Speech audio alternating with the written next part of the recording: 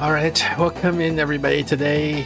Well, today is Tuesday, so normally we were playing Silksong with Steph, but Steph texted me saying she's gonna be late, like 15 minutes late. So now I'm trying to think, what can I play for 15 minutes? We can do Cinderia, I guess. We can do like maybe one run of Cinderia. 7 category Cinderia.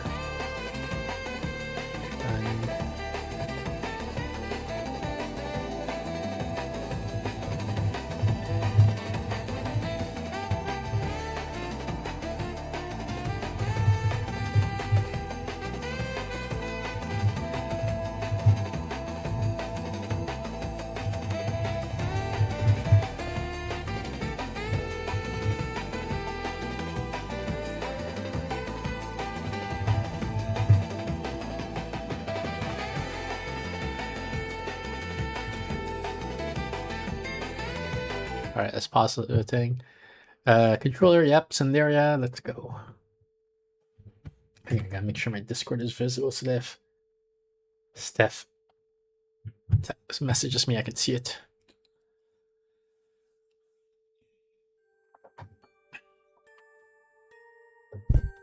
Oops, come on. I think I tangled my cables a little bit.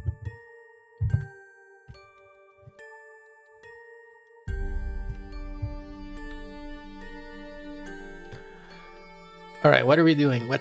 Probably the chest one. I don't know why. I feel like we've opened 50 chests, but we didn't get the achievement. So maybe I'm misunderstanding the achievement or it's bugged. Eat 5 cakes. Defeat the Cinder Witch. Okay. Whack-a-mole.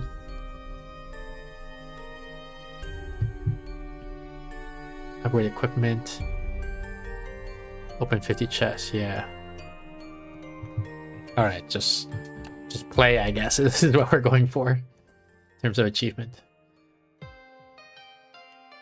So what's going on here? What do I need to build? Oops. How do I talk? I left bumper. There's clear room now, and the basement too. I guess I need rock. Stone. It was noisy outside again for half the night. I couldn't even tell whether I ever fell asleep.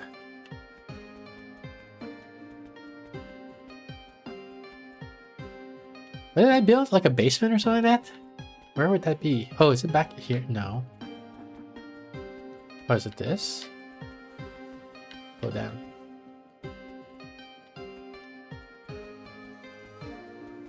I guess we'll gradually build this stuff up. Okay, so yeah, I think we need rocks.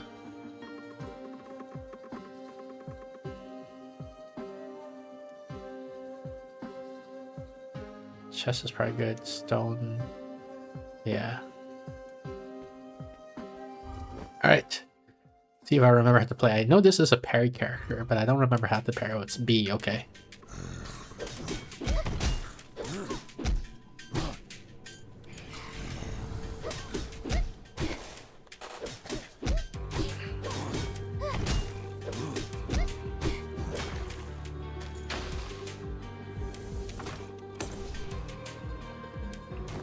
So do chest again? Oh, what's this? No, yeah, we'll do chest.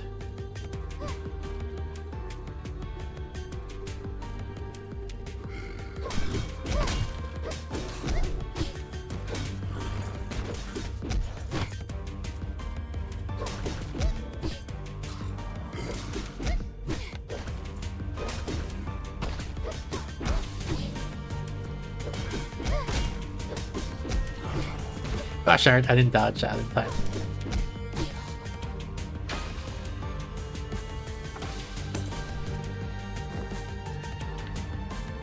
Hard fire. I guess we do fire.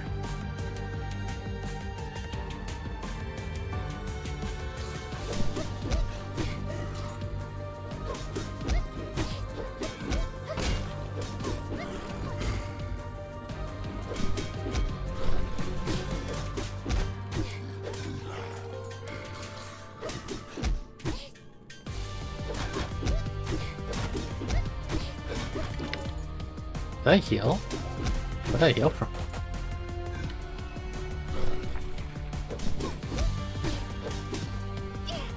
Gosh darn it.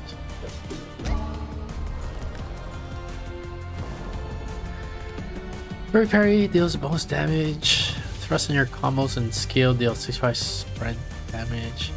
With your shield bash deals damage and immediately start recovering frost. Let's go do this one.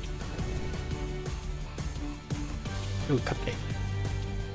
Cupcake or chest is kind of annoying that I have to give up a chest for this, but whatever.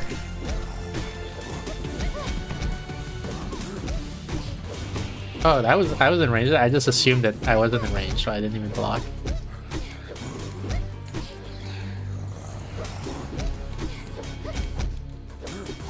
Gosh darn it. What sass effect do I have? I had something purple on me. Now I'm like messing up all my parries. What the heck? Flame money, I think that is.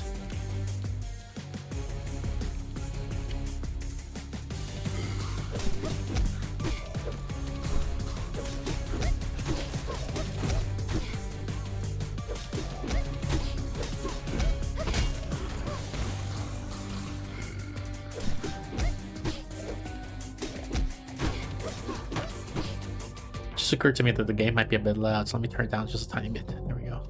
Oops.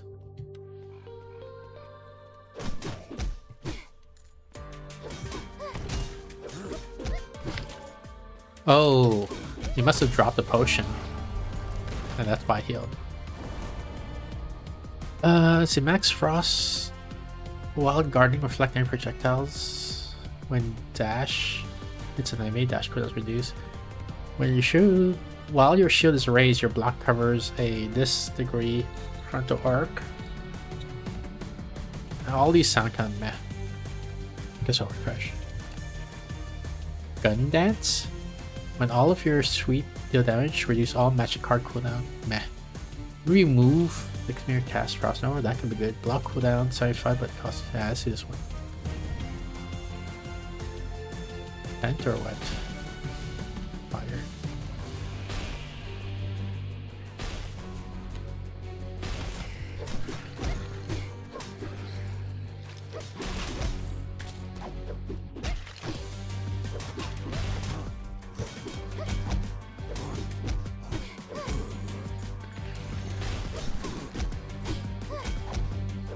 Blocked already, I guess. Oh, I'm stealthing? What am I stealth? Well, it must be one of my items making me stealth.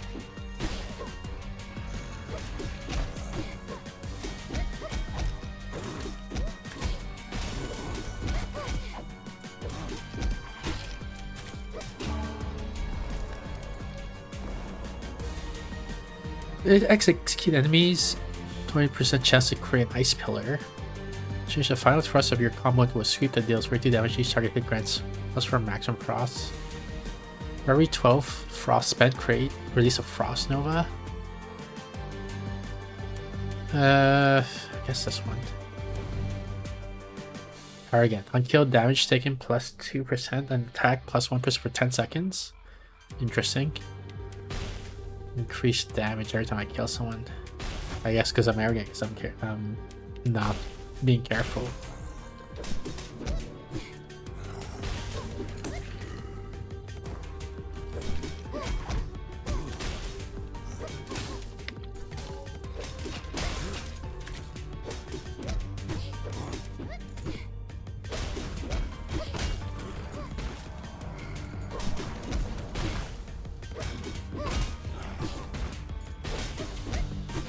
Gosh, I can dodge in time to avoid the ghost shot. No words on it. Frost Dragon Bloodline. Awaken the Ice Dragon Blood within you for the next 7 seconds. Attacks gain 1 critical. Have chance to inflict frozen. Rush to target location and sweep nearby enemies. I guess this one. Where's Steph? She's late apparently. She texted me saying she'd be late. Hi, doll. Maybe I should turn on TTS so I don't not notice chat again. TTS enabled. There we go. And then let me make sure the Discord is visible again.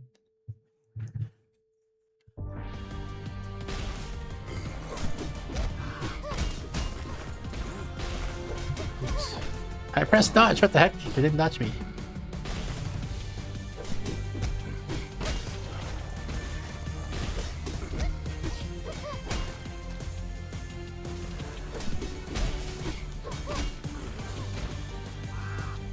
This is just me, or is the game running faster all of a sudden? Like as soon as it was slower before I paused, and now I unpaused, and now it's fast. How are you doing, doll? That's money. Is there anything else? No, I think it's just money.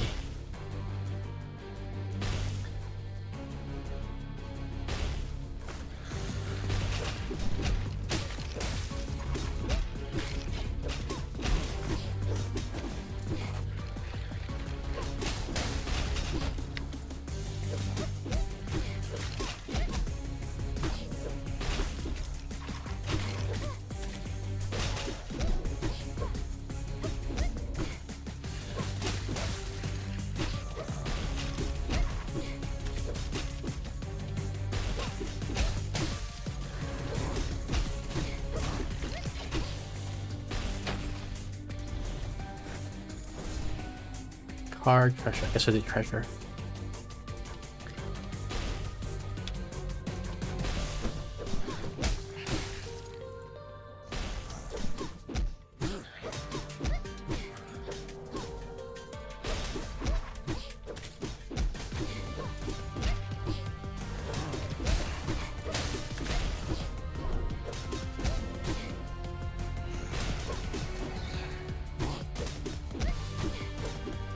Oops, you got me. Oh, maybe it's every time I take damage, I still. Maybe that's what that purple thing is.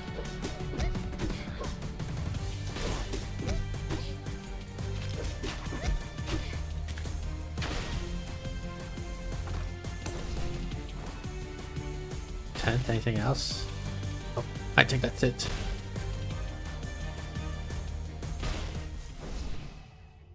Hmm. 35 health. I don't really need it yet. Max health? That might be good. Melee, chance to summon Light Blade. Could also be good. Then Dragon Meteor. Summon an ice dragon to carry you into the sky. After 60 seconds, crash down, deal 150 damage to an enemy in a small area. Seems kind of meh.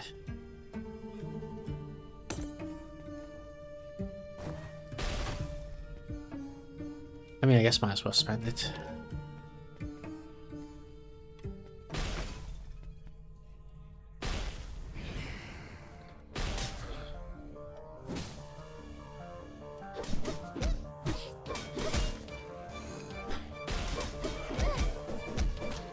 Wow. Wow, okay. This is not going well.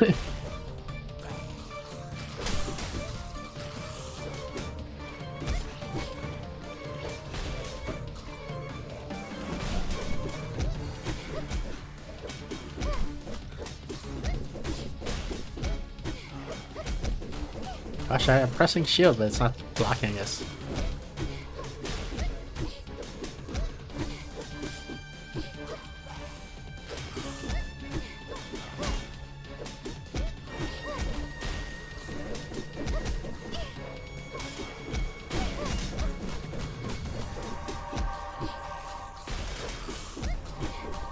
Gosh,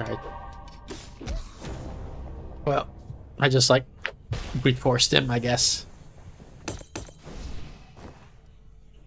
So what's this? Strength, agility, equip after moving, power your next minute attack. Okay. What can I get rid of? Yeah, gain stealth on damage taken. That is what that is. Magic cooldown. Guess we'll get rid of the magic cooldown thingy.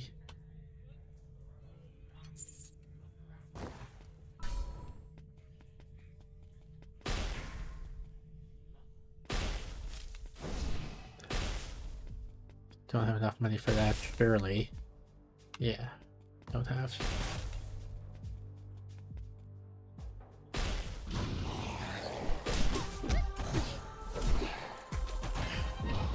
Oops. I took damage? Why did I take damage? Oh, that time I did.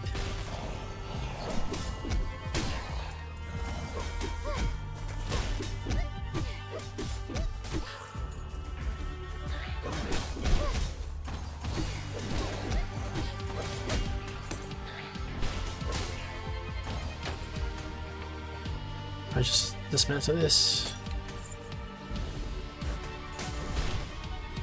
Fire, potion, treasure. I guess we'll go with treasure.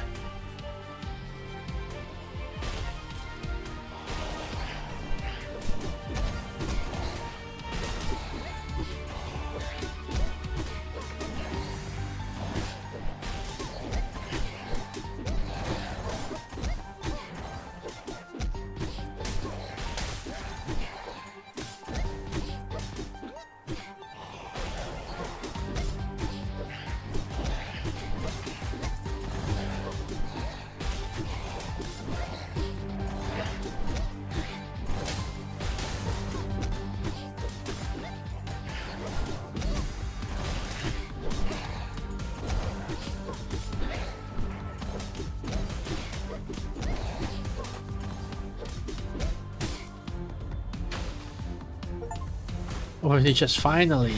GIF Steph. There's the Steph GIF. Okay, let's see. 36. What can I give up for this? 2 crit chance, 14% backside. Actually, I guess it's not even that great. Actually.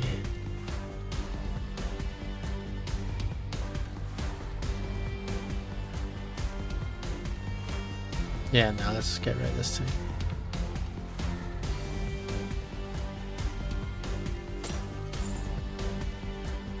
Fire card. I guess we'll do the fire. GIF Nebu. How's that me? What the heck?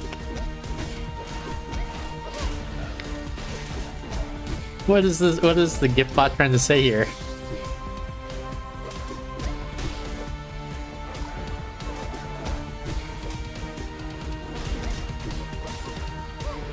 Oops.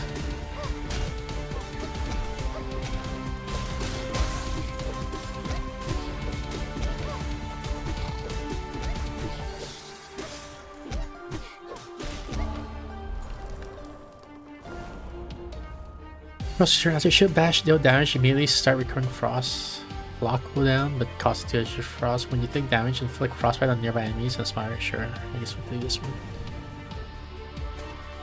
Fire card. Ooh, let's do the mystery event.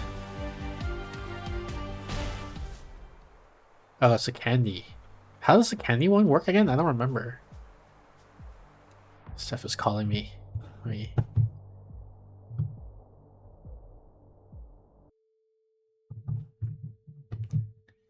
Steph, you're muted. You're on mute.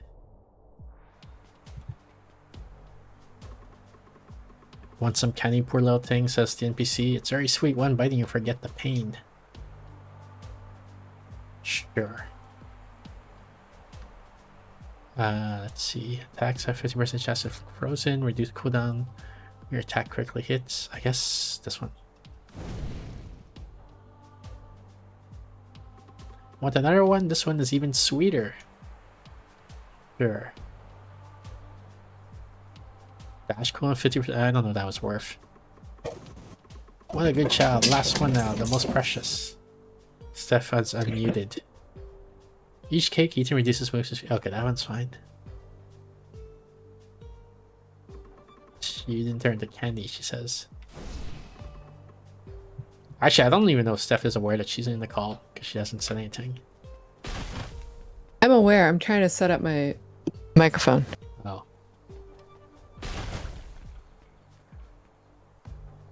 Because that work? Yeah, because she said something now, I know that she's aware. Okay, how about now? Yes, I still hear you.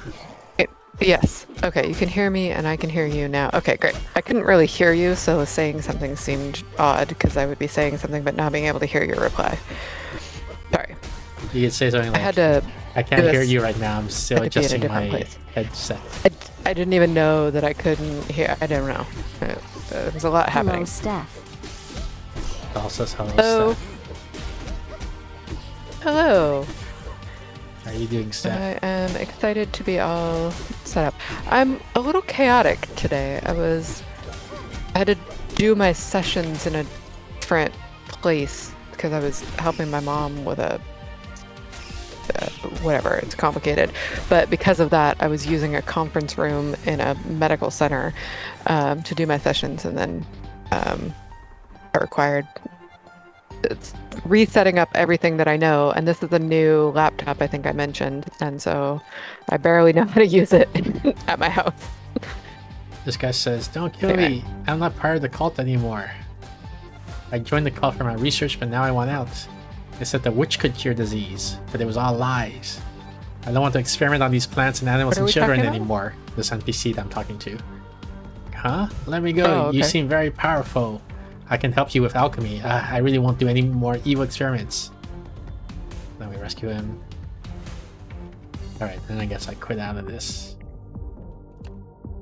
We're gonna save 0 minutes ago. That's good. That's the amount of minutes ago I wanted to be saved. Let's see here. Start collab. Steph. Screen one, share. Copy this. Paste this. Sweet. You see my screen?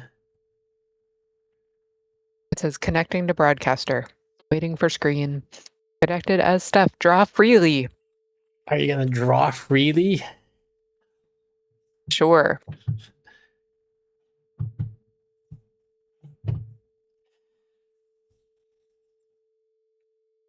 See, I drew freely. Good job. Dulcis, Thank you. draw a little head on Nebu. I don't know. It's gonna be difficult because I don't think she can I can't see, see, where Nebu is on her unfortunately. thing. It shows my desktop and not my overlays. Steph, did you read Yes. the messages I sent? Nope.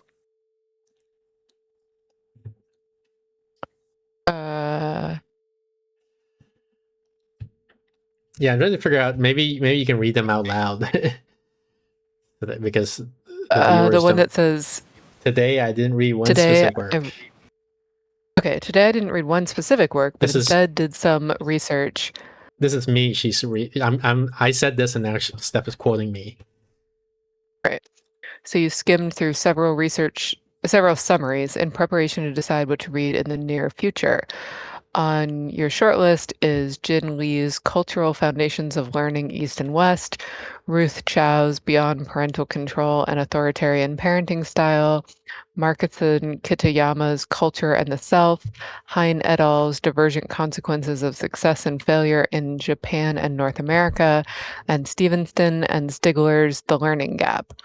The question I'm looking to get answered by researching across these works is as follows. There are cultural differences in educational norms. The stereotype, as perceived by Western cultures, is that the Asian education systems are brutal, cruel, punishing, etc. And yet, despite going against what North American pedagogy considers best practices, positive reinforcement, growth mindset, etc., it seems to work, emphasis yours. Again, as Asian, again, as the stereotype as perceived by a Western audience, tends to perform very well academically on standardized tests. So I wondered if perhaps some of the effect is social-culturally mediated. That is to say, employing the same teaching techniques which succeed in Asian cultures simply wouldn't work on students raised in North American cultures or vice versa, because those students would, quote, respond differently, end quote, to the same teaching styles. Supposedly the works I mentioned above touch on this topic, so when/if I read through them, perhaps I find out if my hypothesis is true. So Steph, what do you know about this already? I think I know basically what you wrote, that there are social-cultural differences in how children are educated, and there is a lot of debate in North American educational circles about whether or not that would work in the United States. And some of the debate is serious in the sense of talking about the more the cultural differences and the more homogenous versus heterogeneous cultures of these areas. And a lot of the debate is stereotyping and edumyth, like learning styles What was that and word? Edumyth? edu edumyths, Like sometimes educational called. myth? Yeah, Okay. that like uh, kids don't. Well, they need discovery-led learning and all of that kind of stuff. Um, and the little research that there is on the topic suggests those are all myths, but there's not a lot of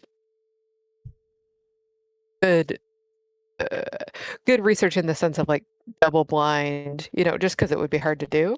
Yeah, it seems impossible to Um, do because you can't bring a right. kid to a different culture or what, and then You can't. What you can do is like there are sometimes charter schools that use different techniques, and you can kind of see if you can get one that's kind of more similar to the Asian culture. My understanding is almost everyone who is North American and goes to an Asian culture and has their kids educated there, I would say that like 90% of the time, the American is like really surprised by how much their kids like going to school and how much they thrive in the education system because there's just, like you said, a lot of stereotypes that it's brutal and all of that. It does seem to depend. I have heard that certain schools in um, big cities in Tokyo, Japan, Singapore, etc., are can be um, very cutthroat, yeah. very difficult for the kids to adjust to, but um, There's also like almost every time, yeah. there's so much stuff that's entangled there in Mhm. and I think like Yep. it's not obvious until you think about it, and most people don't think about it. Like I didn't think about it, and then once I started thinking about it, Right. I'm like, oh shit, you really can't separate anything. They're all Right. because like Tricky. in South Korean culture especially, and I think also Japanese and Chinese culture, there's this strong sense of like if you don't make it into school, you won't get a good job. If you don't get a good job, your life is over. Right. Literally in the sense that is hard to grasp from North America. Like they will commit suicide, right, if they don't get like Right. A's in school because what's the point? Your life's over, Right. and And that's it's a cultural norm that pretty. we just do not have here. Yeah, that's pretty alien to Like in North America, it's like kids are like, why would I ever? When will I ever use this? Right? Is the Right. stereotype. So we take school very like unseriously in that sense. And that's obviously a generalization and not true of everyone, but like the Yeah, water is different. The yeah. cultural water that the kids are breathing And so when you have these different is attitudes, different. then and when a teacher behaves a certain way, when like if a teacher is strict, like then you're going to respond in different ways, right? In this case where you're like, when would I ever use this information in real life? The teacher's strict, you say, well, fuck you. You can't do anything to Right. me. My parents are going to sue you. If you if Right. or they'll you argue with the principal and then I'll pass anyway, even though I failed every exam. They'll just push me to the next grade, whatever, like that. Right. Yeah, they're having a real Whereas, hard time with like grade inflation at different yeah, universities, for yeah. example.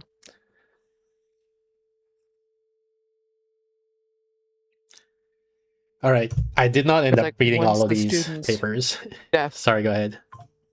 Oh, just I realized I didn't really connect my thought on grade inflation. What I was trying to say is that like the people pushing back are the students because you get like these kind of cultural ideas, um, even microcultural ideas about what grades mean and what they don't, and how you respond to low grades and whose fault it is, and all of that kind of stuff in ways that are very resistant to change.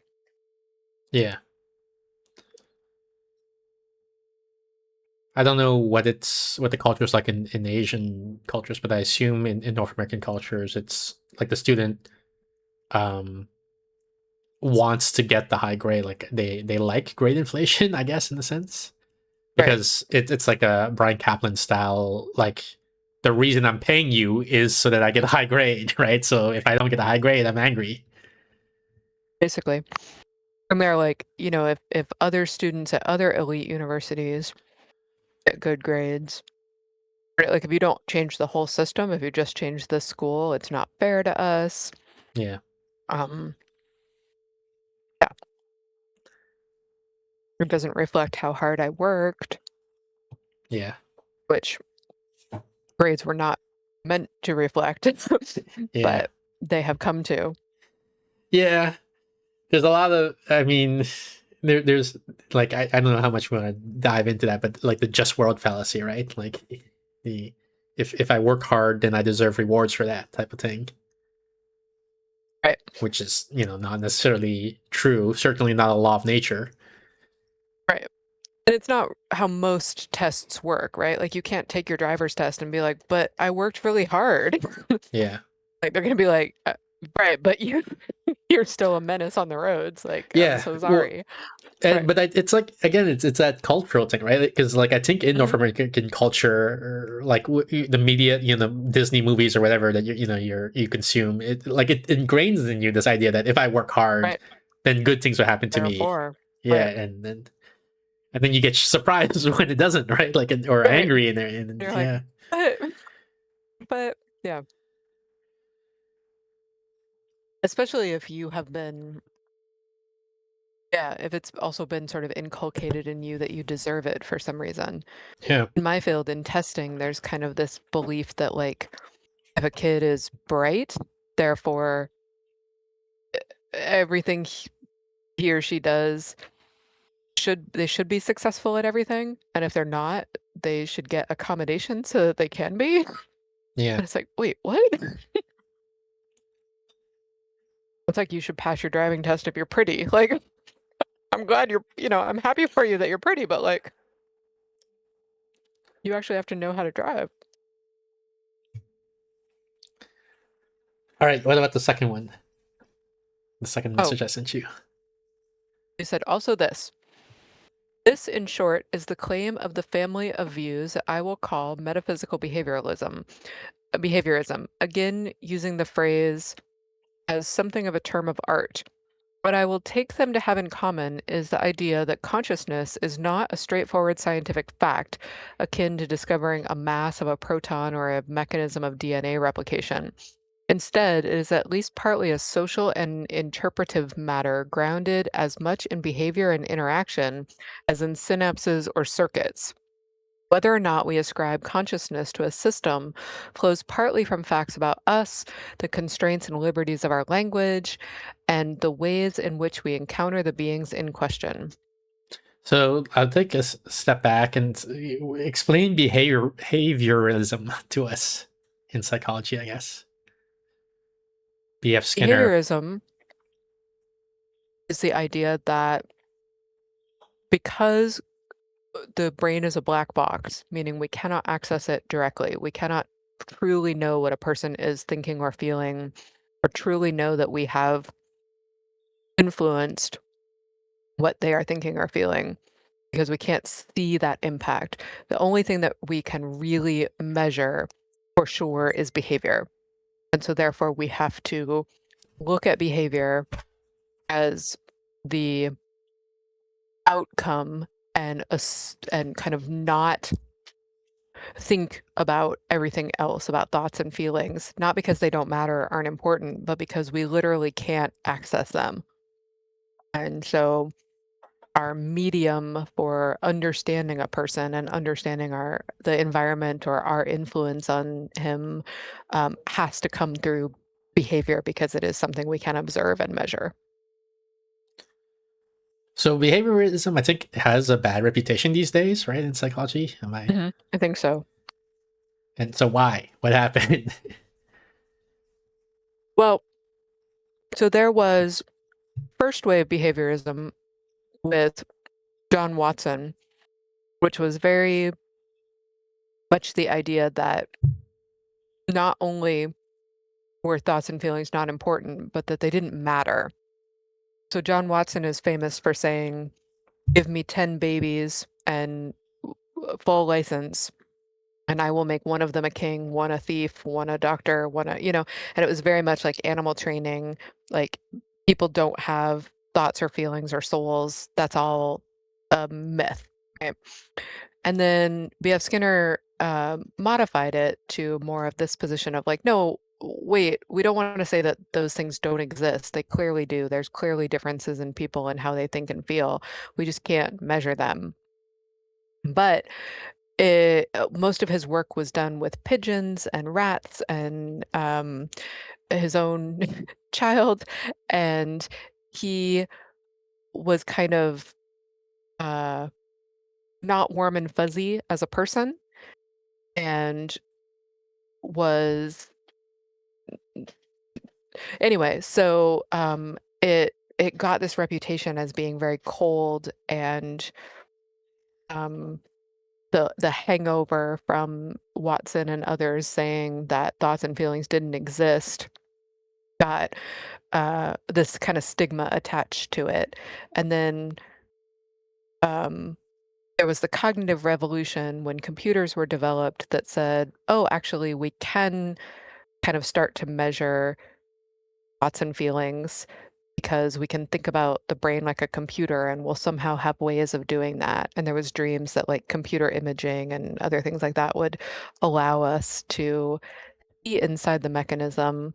And then cognitive behavior therapy came along that seemed to be able to directly influence thoughts and feelings as well as behavior. And then so cognitive behavior theory became a big thing. And then that sort of added to the idea that which is false, that B.F. Skinner was saying that thoughts and feelings don't exist, which is not what he was saying at all. But like, when you put out cognitive behavior therapy, it's like, oh, we're the ones who pay attention to thoughts and feelings. It sounds like you're saying B.F. Skinner did not believe that people had thoughts and feelings. So it kind of developed this bad reputation. Yeah. Yeah, so I wasn't aware what you said with like there's first wave behaviorism, and Mm, and so that's saying so there literally was a point in where they said there's no such thing as thoughts and feelings, just yeah, the second wave, I guess, and or later, and right, decide that. exactly. And B.F. Skinner kind of straddles the end of first wave and the beginning of second wave, which is cognitive behavior therapy. And now we're on third wave. Um, but he gets bumped into either first or second, depending on how charitably he's being viewed by the person talking about him. Yeah, so I see a lot of criticisms about behaviorism, and it's like you say, it's like they're saying they're doing the straw man thing, right? Saying that Right, these people think there's no such thing as consciousness or thoughts or feelings, which is right, ridiculous. They say, right. and then I'm like, and then when I read about behaviors, I say that doesn't seem to be what you're saying at all. They like, Is that what they're saying? and so Right, that's why I'm confused, right? And then, but so now there's a bit of resolution to that confusion because there was a point, or there was a subset or a period where they did right, say that apparently, but right, modern behavioralists don't say that. right. And Third wave behaviorists kind of reclaimed B.F. Skinner, but they called it radical behaviorism, which they claimed that what was radical was that they were saying that thoughts and feelings exist and can be modified by the same behavioral principles that modify behavior.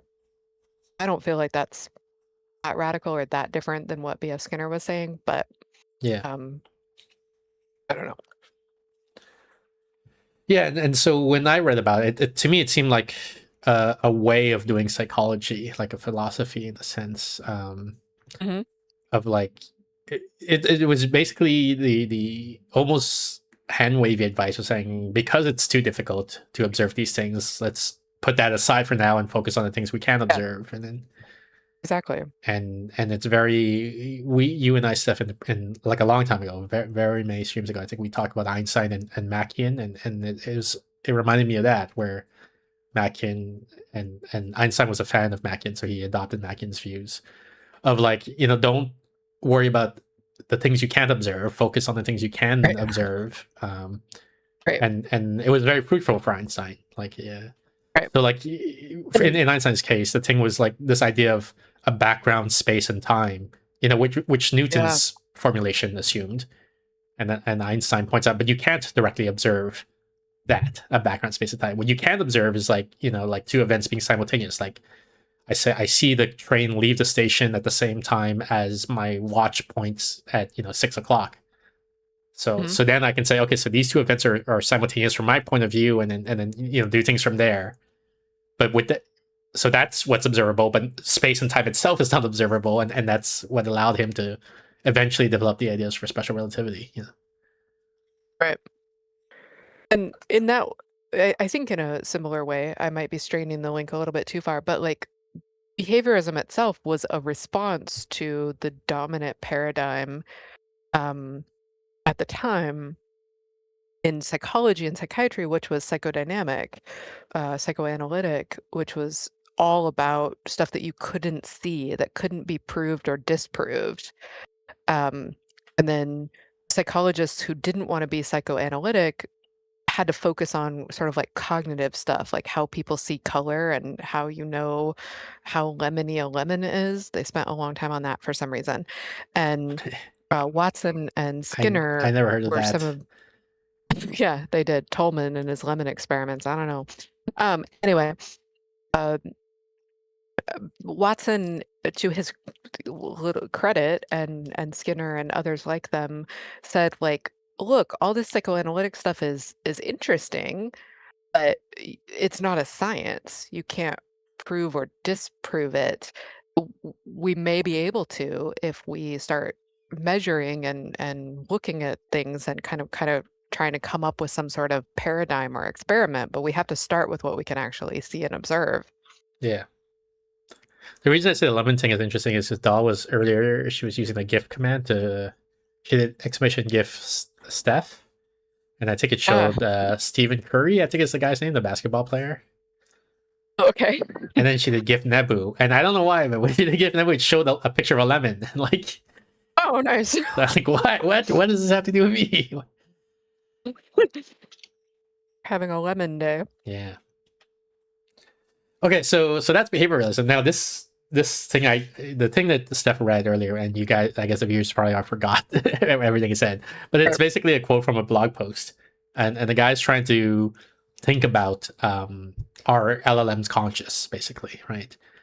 And so Right. he has this term metaphysical behaviorism, and I don't know if he coined it or if it's like or he took it from somewhere else, but he's He says he's calling it that, right? So yeah. it sounds like he's saying yeah. Um, but so he's proposing. Dahl says you are a lemon. It seems to be proposing this idea that consciousness is not a property of an objective property of objects in reality, matter, I guess, right? Like Right. in the same way that the photon has mass or proton has mass or whatever, or You could never use a thermometer to measure, how much consciousness this thing has or doesn't. yeah, and You he's could never come up with a yeah. and I think he's going so far as to say like it's a social property, right? Like it's Yeah, that does seem like how what to be what he's you saying. interact, like how conscious something is depends on how you interact with it. Right. And I to me this is a completely new idea. Like I never heard anyone say anything like this, and now so I'm finding it very interesting. I'm trying to think about it. I'm just trying to see like is it true or how would you test this? What are the problems that you run into if you accept this as true? Right. And so what do It you? reminds me of Yeah, what do you think? something I encountered in the book, Life's Edge, Okay, Carl Zimmerman. I'll shout out to him. And he's talking about like the what the edges of life, like where does life begin like and is the when is virus something living alive? and not. Yeah, exactly. And that thing where he kind of came to a similar idea that um, life is in part a social construct. And that part where this blog author says that it's partly from the constraints and liberties of our language, that uh, Yeah. it has to do with like how language works and how we work and some facts about life, but Yes. it's much murkier, Yeah. especially in edge cases. Yes. Yeah, and I think it's easy to think that your mental model of the world, especially as mediated through language, is an objective Mhm. fact about the world, right? Like, Right. but it's not, because it's like if you had learned a different language, you would have had different beliefs, or a different Right. model of how the world works, and so on. Right. Or if you didn't have language at all. Yeah. Um, And you can really see it at these edge cases where you're trying to say, like, well, where does but I don't. consciousness start? The problem is, I think that some people don't really see it. Like, that's the thing. Like, you have to Oh, yeah. practice or be careful to see that these edge cases reveal that your labels, like alive or conscious, are maybe not natural categories, or not natural labels. Because I think if you're not I guess, careful, I think like a layperson, their instinct is, well, it has to be alive or not alive. There's no in between state, right. right? So which is it? Like there has to be a scientific way of selling this. Is how I they guess feel. I used the wrong word. I said you can really see it at edge cases, but what I meant more was like you the only place you can catch a glimpse for yourself of your mind doing that is the Yeah, edge cases. yeah. And I think so, again, because like language is part of culture, and so it's part. When I say it's mediated by language, that also means it's mediated by culture. There's Hmm. um there's examples where it's easier to accept this idea, and then like at least in current culture, current North American culture, and then so you can use that analogy of seeing how comfortable you feel in these ideas, and translate back to life or consciousness, which is this idea of, Right. like, for example, a pile of sand, right? And you remove a grain one at a time, a grain of sand, and then like when is it no longer a pile? Right. And so most people, when they'll think about it for a bit, and then they'll see like, oh, I guess a pile isn't a well defined concept, right? There's no like hard Right. boundary. Like they're pretty comfortable accepting that. And then so you say, okay, so now take that feeling and now look at life and consciousness, and it's the same thing, and that's harder, right? Like now it's a stretch, but maybe you can see that same structure there. Right. um, this guy was quoting. Um, he was the guy who wrote this blog that I'm quoting. He's doing like a survey of arguments and counter arguments and things like that.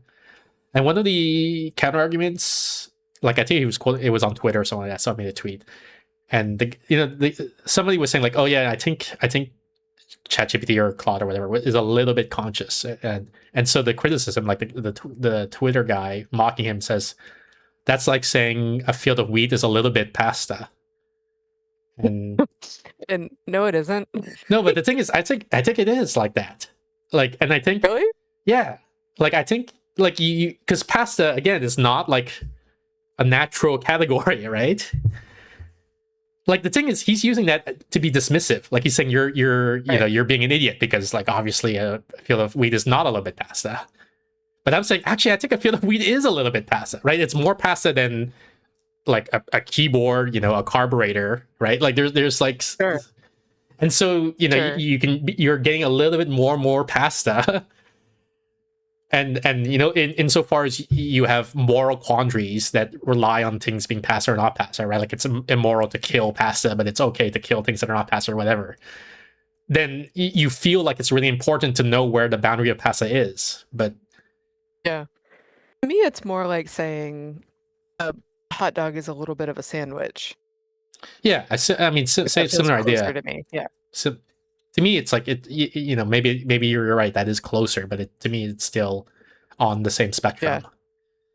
But he seems to the dismisser Yeah, seems to be relying a lot on just the linguistic construction of a little bit, right. and not really engaging with the substance of the article that the substance of the debate of we're trying to decide.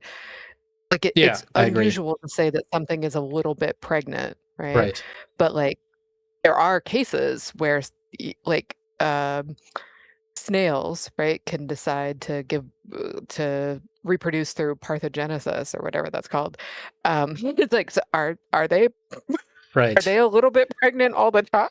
Yeah. Yeah. Yeah, I mean, I won't yeah, comment too much on that because I don't know anything about biology, so I can't contribute to that right. conversation. But sure, yeah, like there's, I think, the thing is, I read a decent amount about AI and consciousness, not just recently, but like even back when I was in high school, it was always a topic that interested me. And I Hmm. just find the quality of discourse is so bad in this area. Like, Yeah, and it is pretty bad. But I mean, but the quality of discourse in any subject that you happen to no, know but that's the thing. about, No, that's the like the thing. public conversation seems to be bad. Like I have like computer science is a topic I also know a decent amount about, right? And there are some people who say things that are like just plain wrong in computer science, and but the thing is, like, I can understand why they made the mistake they made, right? Like it's um You I might be only reading rarefied computer science. I don't know. no, Maybe I'm there's just talking more about activity there. like, so one of the core concepts in computer science is Turing completeness. Alan Turing is one of the guys who give one of the foundational figures in computer science, and so like, and every now and then I'll see a TikTok or a Reddit comment or something like that talking about Turing complete, and they get it wrong. But it's not like Sure. completely wrong. Like, I can see, I can see what happened. Basically they read, maybe the Wikipedia article or something like that. Like they read something somewhere, and then they repeat their understanding of the idea, right, to sound smart or whatever. And so, Gotcha. so there's the outline there, sure, but there's some problems with what they said. And look, very recently, actually, so I saw a TikTok where a guy was saying, even if you have infinite computational power, you cannot predict what a deterministic computer or a deterministic or a human would do. And he illustrated a proof using Turing machines, and basically you do a proof by contradiction by saying, like, if you could construct an algorithm that does a perfect prediction, then you would do this and this, like this and this and this step, and then you end up with contradiction. The problem with his and this is a well-known proof, like, so I'm familiar with it. I've seen this, like, not exactly the way he phrased it, but I've seen a very similar proof, same shape. But the problem is that the proof relies on the Turing machine abstraction of computation. And I'm trying to think, how do I explain it in more simple words? You know how sometimes you make assumption, like you say, imagine there's no air friction when you're doing your physics problems. So one of the similar assumptions we often do when we use Turing machine as our model of computation is we assume infinite memory. And the thing is, in practice, you don't have infinite memory. Like, your computer has some fixed hard drive size, some RAM. The human brain has some number of neurons. So there is some finite amount of memory that it can store. Hmm. And then the proof falls apart at that part if you do that. Mm. So, like, even though it's true, like the TikTok guy, it's true that a Turing machine cannot predict the output of another Turing machine, or of an arbitrary, any other arbitrary Turing machine you give it. That doesn't demonstrate that the Turing machine can't predict what a human could do, or what a computer, like a real life computer, could do, because humans and computers have finite memory. So the Turing machine, so the proof step that you rely on no longer applies. So Right. it's just this little technical detail, but it's like, whatever, right?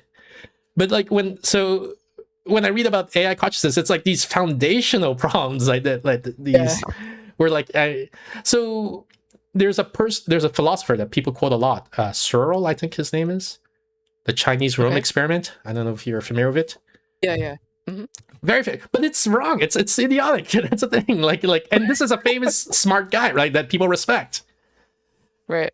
But like, so the Chinese room experiment is this idea of imagine you have a guy who doesn't speak Chinese. I think Searle used himself as an example. Like he's saying, I don't speak Chinese, so I'm locked in this room.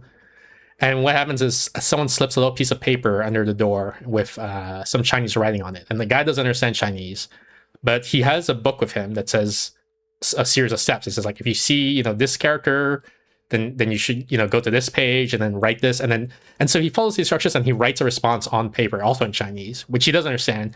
Then he slips it out of the door, right, as his answer. And the idea, his argument is the person on the other side, on the outside, if you ignore things like speed, how quickly this process happens, he thinks he's talking to someone who understands Chinese, right? Like he writes a message in Chinese, he gets an answer back in Chinese, and everything, and he's just chatting back and forth, and it's great. The person in the room doesn't understand, doesn't know anything about what's going on. He's just dumbly following these instructions, doesn't know what the message says. So he's showing like, here's proof of, like, just because, the LLM, we didn't have LLMs back then, but the argument still stands, I think. He's saying just because the LLM, produces all these responses doesn't show that it's actually understanding anything, because, the guy in the room doesn't understand anything. And I think the thing he focused on is not so much understanding, but the consciousness. Now I'm feeling a bit mixed up because I don't understand. I feel like Searle was arguing that there's no consciousness here, but I don't see how he can argue that. So I feel like I'm misstating his argument. So I'm hesitating now a bit, but the point is, like, I think let me go back to the understanding thing, because I think that is more fundamental, like more clearly expressed. He's arguing that nobody here, there's nothing that understands Chinese in the system. Right, and yet it's answering in Chinese. And to me, again, I say this is wrong. It's ridiculous, because the thing that understands Chinese is the combination of the person, the person plus the book, right? And like, it's just obvious, like, in the same way that, like, you because you can use the same argument for, like, the human brain, right? Like, as you say, here's a neuron. Clearly, this neuron doesn't understand English. So this person can't understand English, right? But no, the person can't, because you take all the neurons together, and then the system as a whole understands English.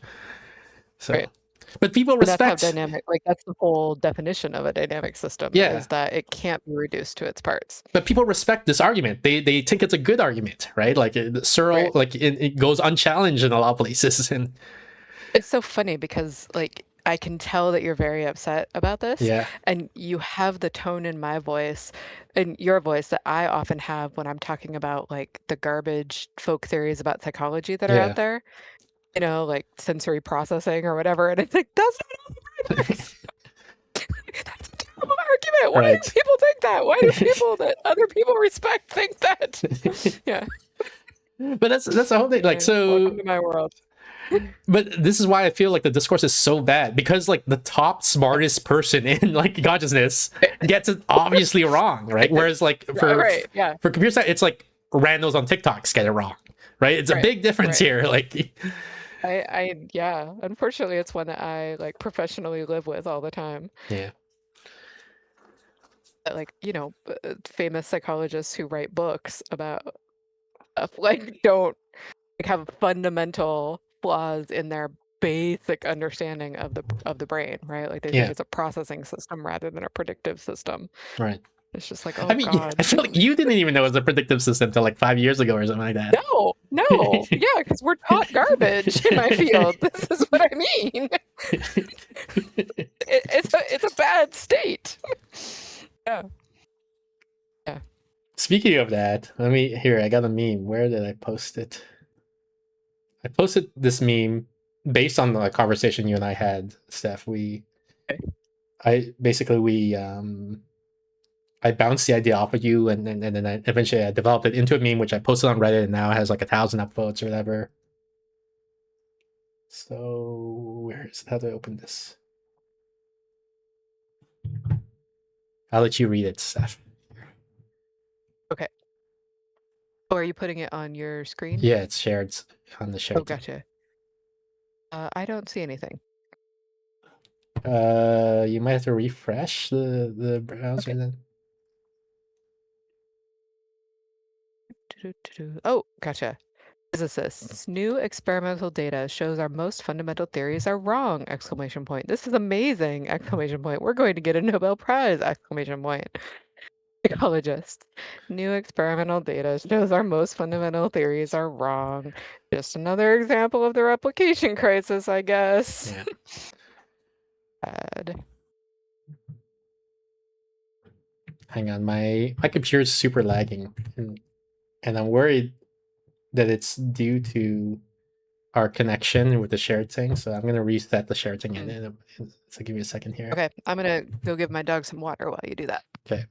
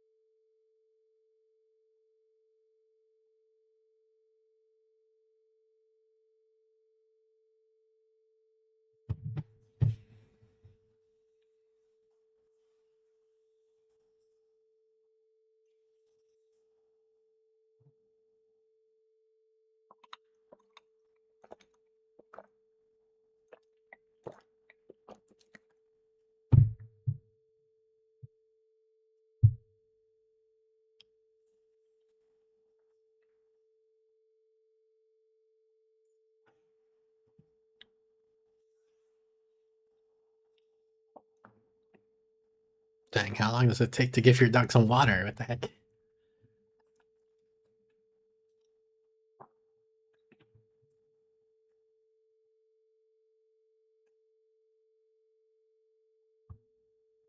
Oh, it says session ended. Yeah, so I sent you a new link because I You said sent me a new one. Great. It says session not found. the one that starts with the letter T. Let me see. Yeah. Oh shit! I pasted in the wrong place. Oh, okay. That's why. Let me delete this. Oh, they both start with T. I just realized. Here we go. Here's Oh. the new link. All right. Fantastic.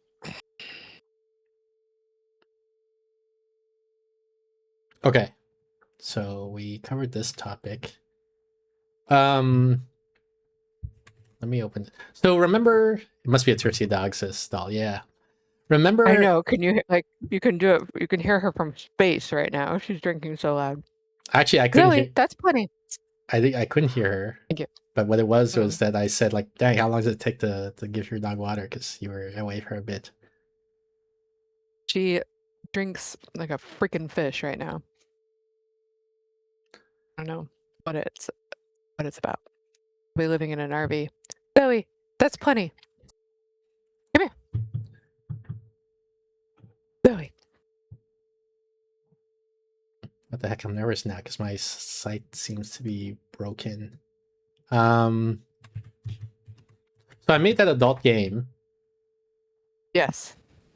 and I published it on. I basically released it to the public recently, yesterday, I guess, or something like that. And I got a paying user. Wow, congratulations. Here, I censored out their name. Oh my gosh. They're doing Wow. $5 a month. That's fantastic. And I was gonna show it, but now I'm You worried got more? because I feel like I tried to load up the site just now. And it looked like the site is down. Oh It got no. overloaded or something. I don't know. Yeah, dang. Well, I'll have to figure that out.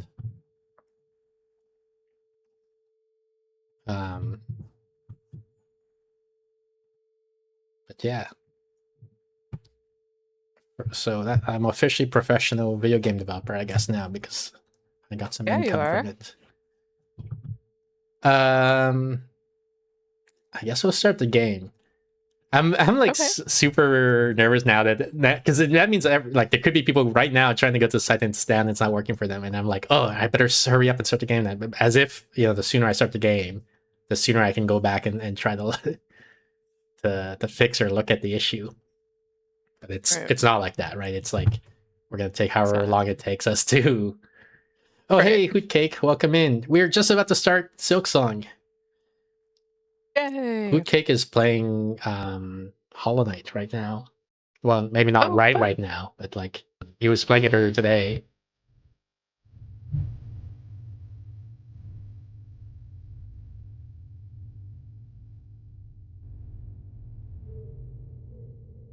Thank you for the follow. And hi, Chucker. Welcome in. Chucker says hi, name. Hi, Steph.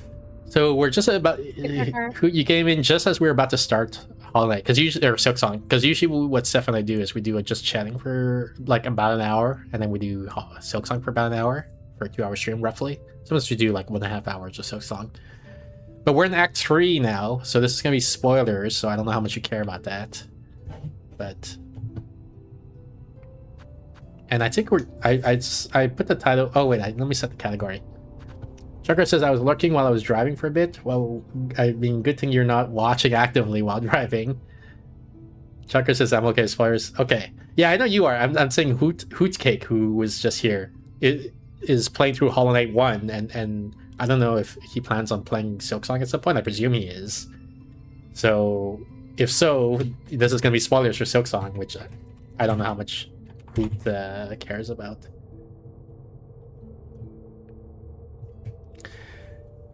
Cake says, "Hell yeah, this is the big bad evil hard game number one." Yes, this is the hard game that he was talking about. Why is my mouse not working? Oh, there we go. So yeah, we're about 50 hours in, 48 hours in, and I think we were climbing Mount Faye so we could find the pinstress or something like that.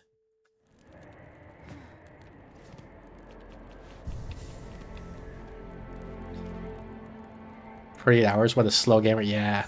Hoot is actually really good at Hollow Knight. He's so you know how there was an achievement in Hollow Knight for beating the game in another 10 hours? Maybe you don't know that. Yeah. But so he did that on his first playthrough, like, whereas our first playthrough, you and I, Steph, took like 120 hours to beat the game first time, right? It's true. So he beat it in 10 hours. That's bonkers. Yeah. I can't hear the sound. You can't hear the sound. Give me a second. Because it's very loud. Now you should be able to hear it. Ah, excellent. Hoot says good, but too tilted currently, getting mad because of that. Oh, are you like on the boss or something like that? And if so, which boss? Oh, shit. Oh, she's dead? She died. Maybe. This is the pinstress, isn't it, she? Oh. Is it? Yeah, I think so. And she's dead. Oh, goodness. We were Wow. supposed to fight her or something. Well, it's not. Oh, maybe I just wake her up. There we go.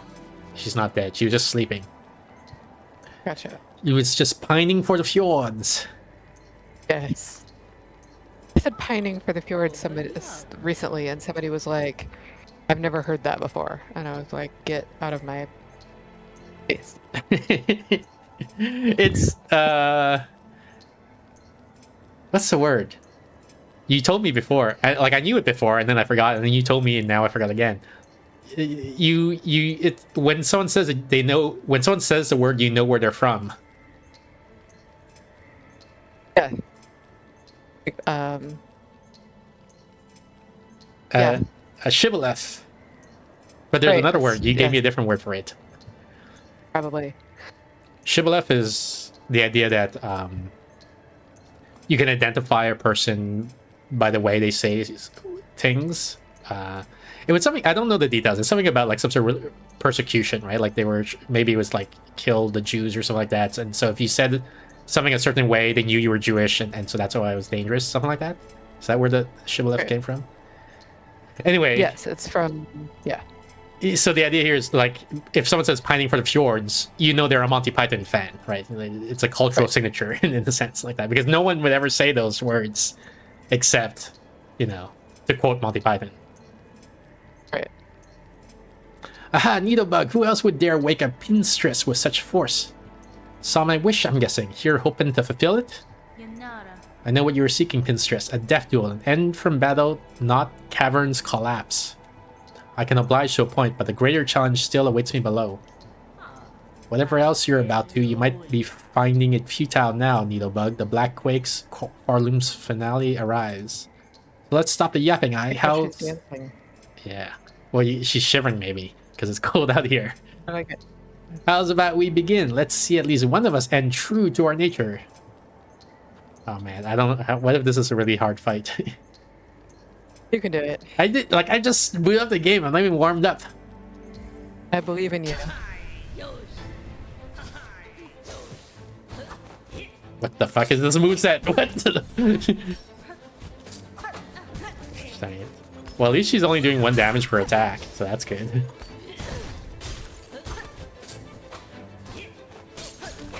Wow.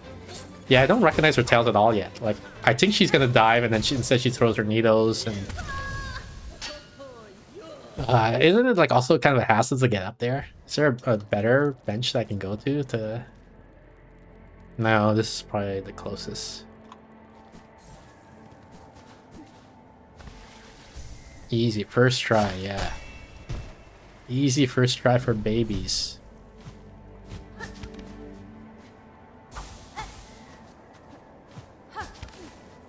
Wake up. I don't have to wake her up every time. This is gonna be a pain.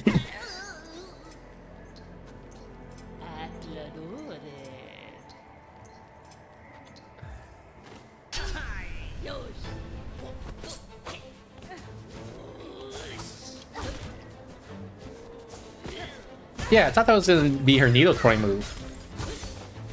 This is her needle throwing move. And then what? This is needle throwing as well?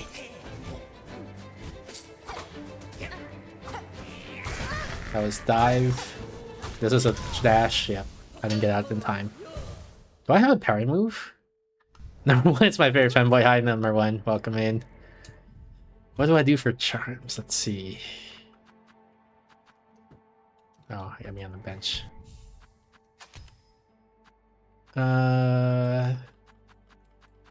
These are red charms. I need a blue charm. Oh, wow. It even shows what I'm missing on the grid. Which is a ton of them, apparently. Love the song. Femboy Streamer destroys indie game live. Yeah, hopefully. Poison. Silk regeneration. Spool extender. I mean, we could do Wisp Fire Lantern, maybe.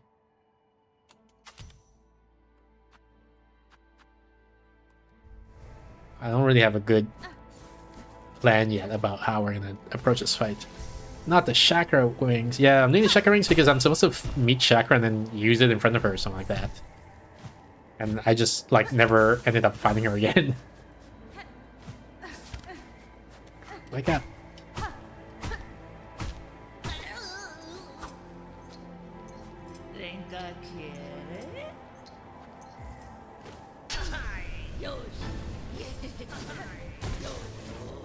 Oh shit, no. Okay, so I shouldn't attack her after she does her dash because her return dash is too fast.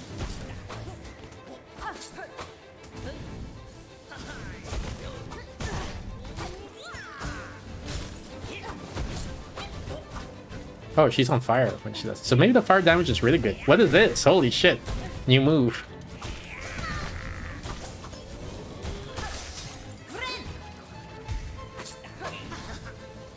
What the heck? She just jumped off the cliff. Oh, my God.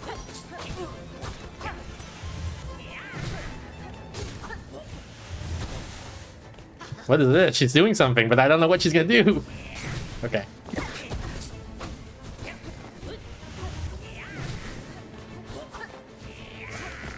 Oops, I missed. Gosh darn it. I don't know if I want to use tools during this fight because I feel like we don't have a good place to get more shards.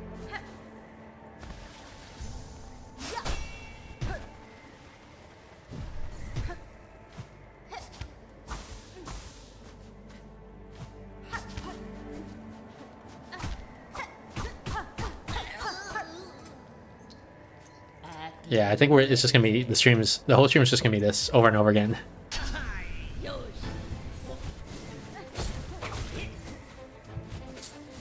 Oops.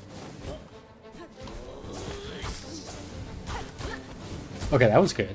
So if I can lure her near the edge, oops, she'll like dash into the edge, and then she doesn't go anywhere. Yeah, like that.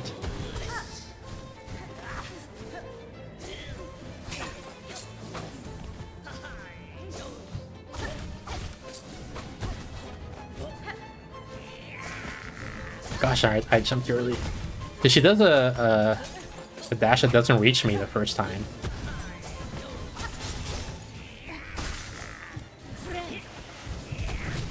Can't believe I dodged that. I got lucky.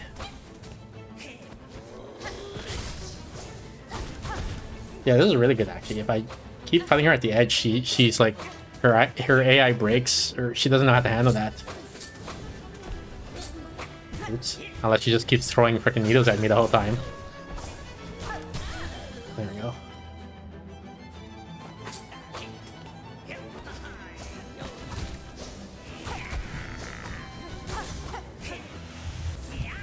Oh shit! I fell. Uh oh. What do we do now? Oh shit! Did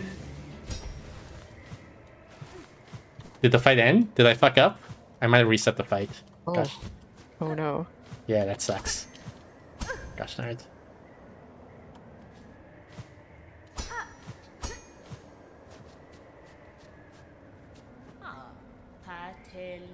Having second thoughts on our bout, Needlebug? Good, I'll not hold back my blade. I'll expect the same from you. Yeah, that resets the fight. Oh, shoot up? Yeah, I forgot. I can just fly up again.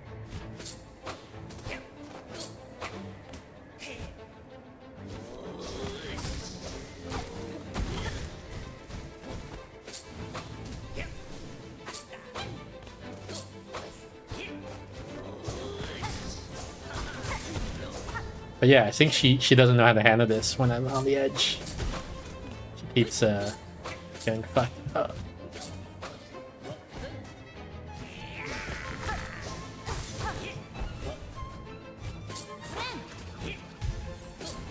Oops, she got me there. And there.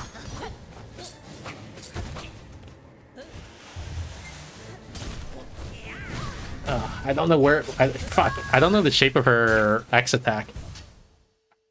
I don't know how far you can go off the platform before the fight restarts. Yeah, it's interesting. Here's watching out my dear friend Noko-ten. I forgot how brain rot is. It's so stupid it actually got a chuck out of me. Is that the deer one? Noko Shika Shika no Noko-nan-ten? Is that it? It does seem very brain rotty.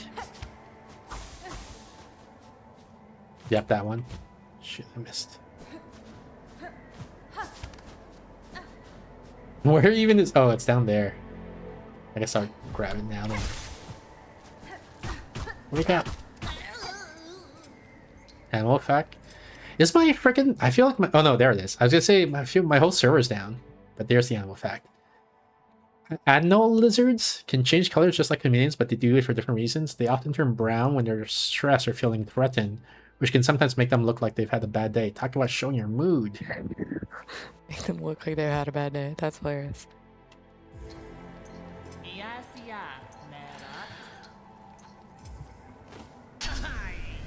Maybe it's easier on the right side. Oops.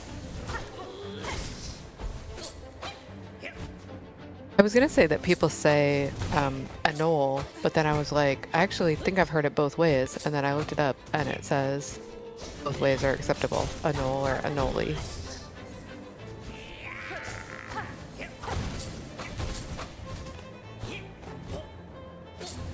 Gosh darn it. I still can't recognize when she's gonna dash versus when she's gonna throw.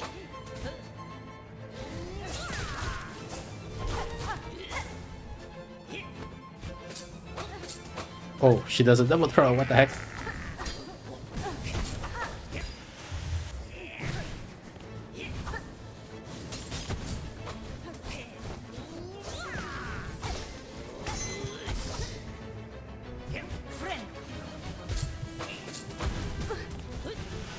No, I don't like that. Okay, because now I'm cornered on the edge. There it goes again. But it's always in an X. She never, when she does her nail art or whatever it is, she never does it like straight ahead. So if I'm aligned horizontally with her, she can't hit me with her nail art, it looks like.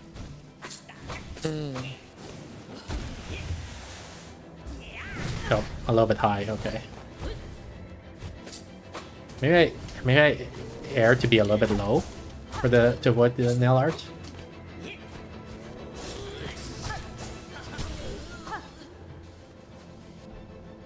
See why when I fall off the edge, I lose a fight, but when she falls off the edge, she doesn't lose a fight? That's kind of BS. Oh shit! Speaking of which, how do I get freaking back up? No, there's no way.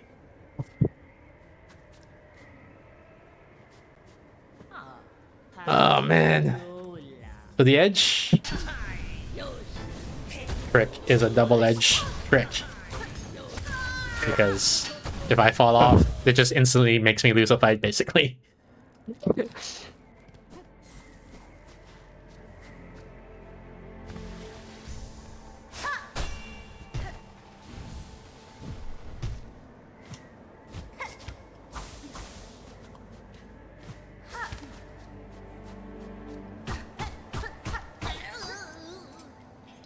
But yeah, so also for Hoot Cake, I was telling Hoot Cake how like it's very normal in Hollow Knight to like fight the same boss like 50 times, 100 times. A lot, yeah. And he didn't believe me, and I said, "Well, now you're gonna see." Yeah, because he's beating them all first try, right? That's what I'm saying. Like he beat the game in 10 hours or whatever. So I was like, yeah. How could you be so bad at this? So you're gonna see, like, I'm gonna be fighting the same guy like 50 times or whatever before I finally get him. Like, should have gotten 10% of the way through the entire game in this stream. What the heck is that move? That's a new one. She suddenly...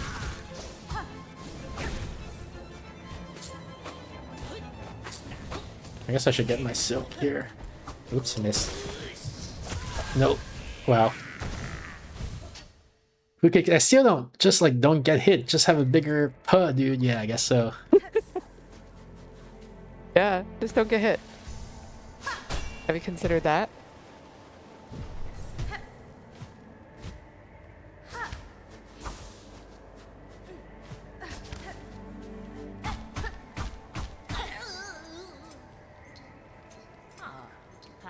But yeah, what you're seeing here is the normal Hollow Knight experience. It's just most people, they're gonna just do the same boss over and over and over again 50 times or whatever, and then eventually they'll beat him.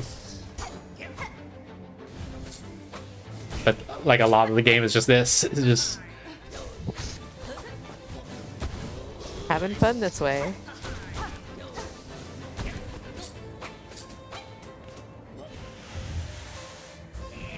See, didn't even get phased by that because I knew she was gonna miss me.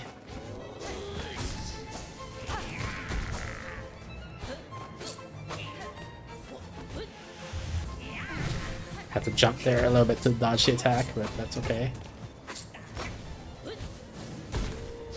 Oh god.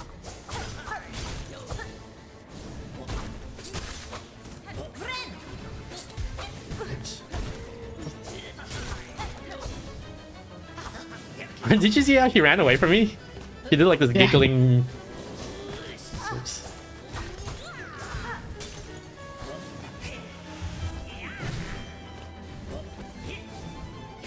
It's pretty sassy. Gosh darn it. Wow! Got me again. This fight is pretty fun to watch. Wow, she dodged not the way I thought she was gonna dodge. Gosh darn it.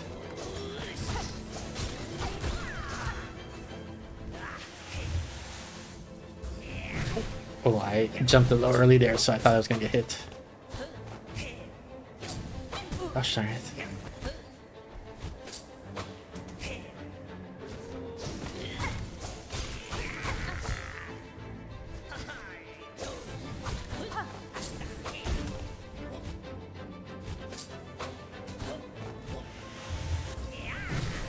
See, now I'm scared. Oh, fuck it. Bumped into her. GG easy for babies. Get out of here.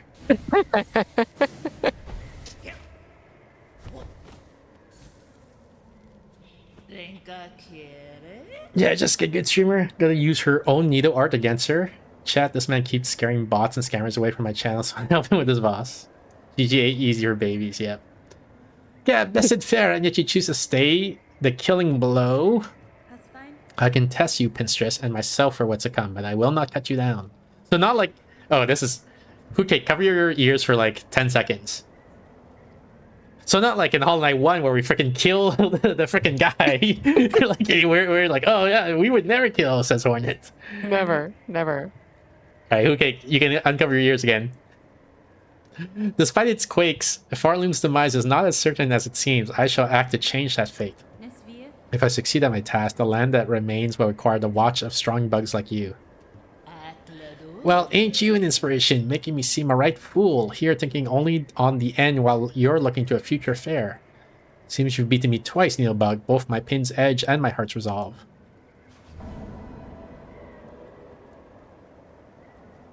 Alright, we're good now, I guess. For your talents, Needlebug, in blade and strength and restraint, take this emblem of my order. I never thought another would be joining our slim ranks, but you're as deserving a member as has ever come before. Pin badge? What the heck is this? Reduces charge time of needles? Yeah, I'm never using that. Don't know if you heard it, Needlebug, but supposedly there's a gleaming secret hidden at this mountain's core. Meant to be a marvel, or so my sister Pass once told, a giant cavern of all crystal. If you're hanging around these heights and time's allowing, maybe you'll get to seeking it? Of course, you'd first have to find the entrance, but you've certainly shown the skill to wriggle up there, provided you're so inclined. I have no idea where it would be. Oh, and she immediately falls asleep. Look. A mighty battle we had, my friend. Time now you get to your all-important business. I'll be wishing for your success. Alright, dog, just tell me where it is, I guess. I don't want to go around looking for this freaking... the entrance to the secret that she's talking about. Oops.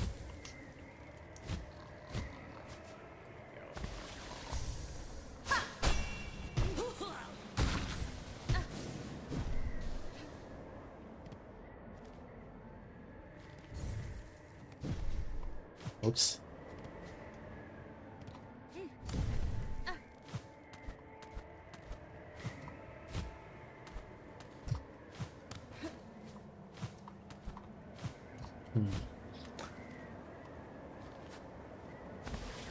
It's in the mountain where there's a freezing cold lake. Oh, then maybe we've already seen it, because we have gotten the secret there. Oops. Oh, I almost died right there.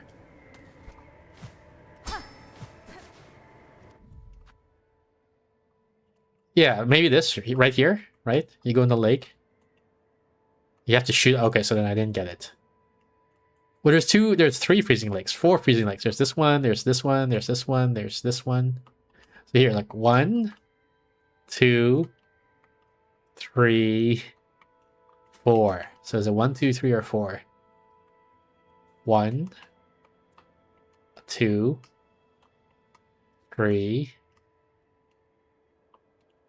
4. And while she tells us, so I guess I'll go back to the bench.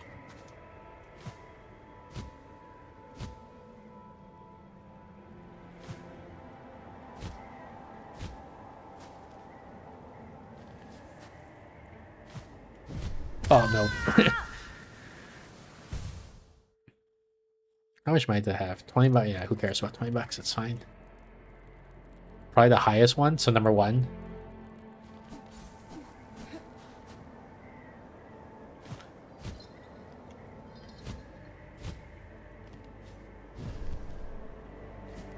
It had to happen away, yeah.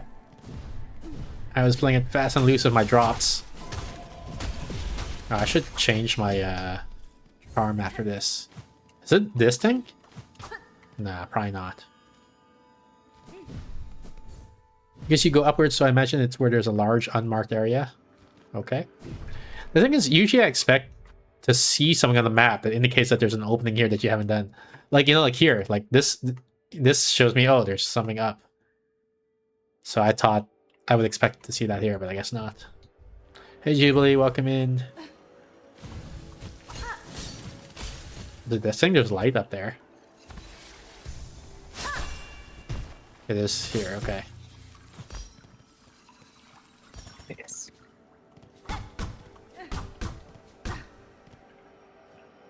An outcrop of magnetite? Wait, what? Oh, is that just for journal? Because it showed the little journal icon should pop up.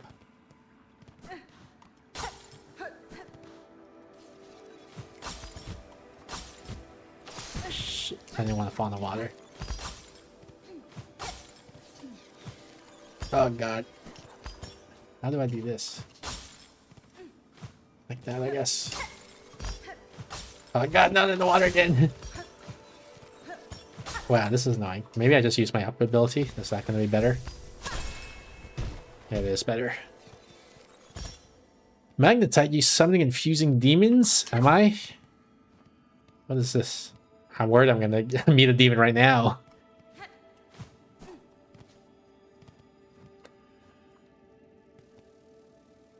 What the heck? Where am I? I'm in some completely new bright vein? What the heck? Oh, you can't stand on that apparently. Yeah, having the fire thing was a big mistake here, because now it's going to kill all the things I'm trying to pogo off of, like this guy. Can I wall this? I can. Oops.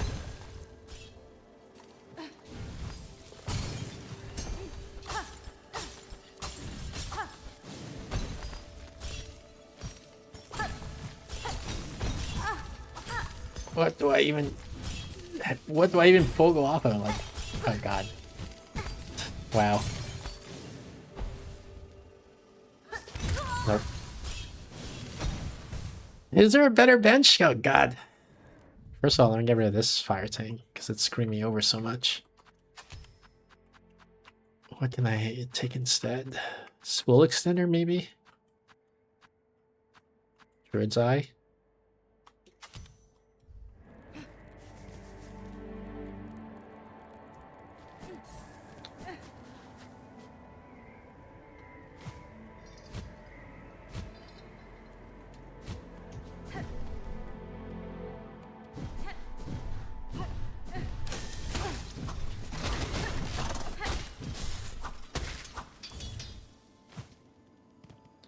Are you guys laughing at me? Isn't that cruel?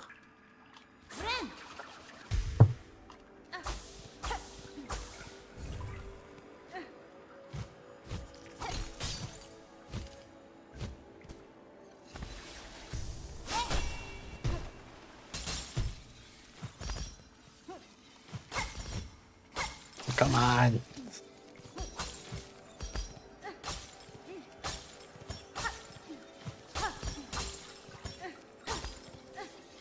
There we go. I'm learning from the greats in my field. I'm just enjoying the show.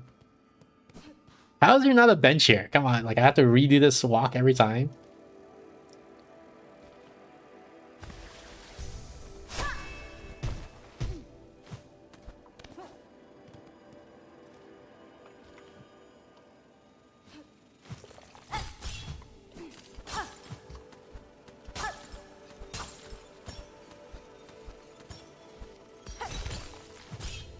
Oops. Wait, you can't poke off the spikes? Dang.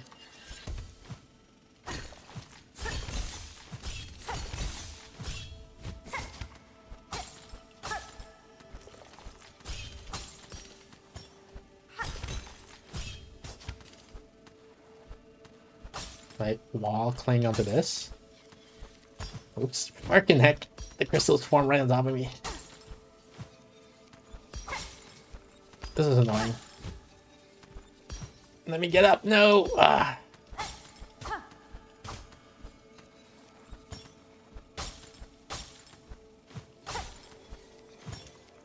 Frickin', what the heck? Cool. I did something. I think I glitched it. Or maybe you are supposed to do this. I don't know. Also, hey man, do you want some nice art for your stream? Still, it's not stolen. If it's free, I don't have any money, so... Oops. What the heck? How did I...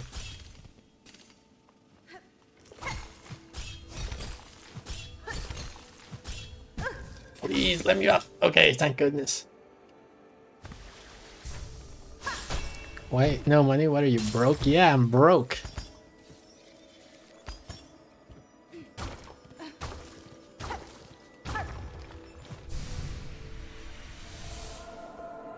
Look at that. Another mass shard.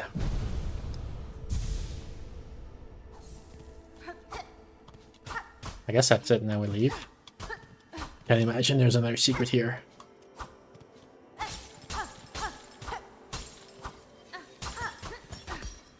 Check all of these walls just in case. Oops, never mind. We're not checking all these walls. Alright, so what's next?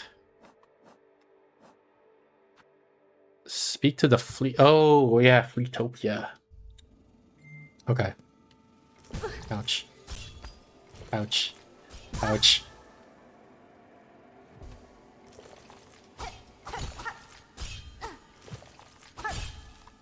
Where's my freaking silk thingy? I saw it say it was like, oh, there it is.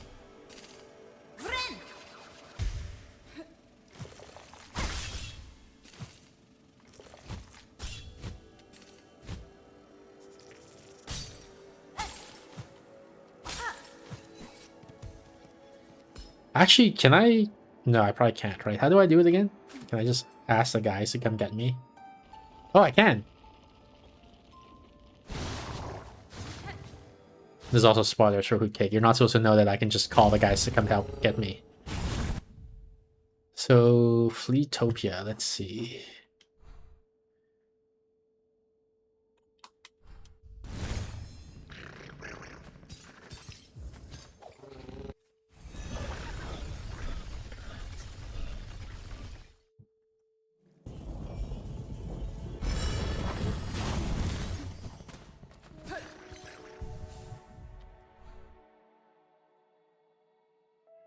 I think left is easier than up, maybe.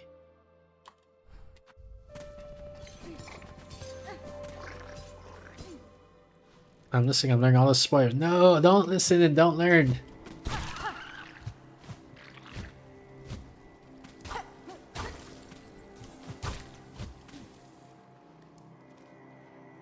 This way is fine.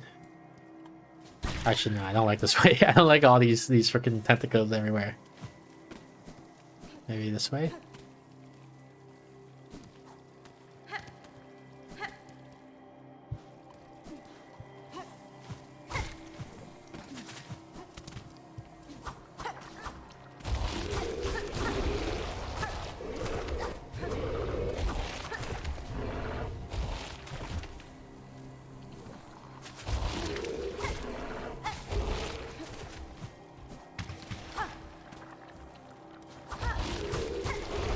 Gosh, he got me.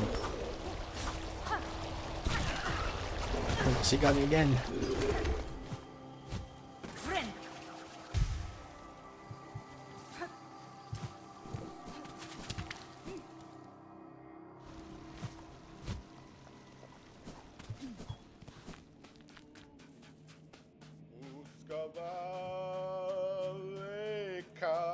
Where the heck does everyone go? The dirge I sing is for the end of our old lives.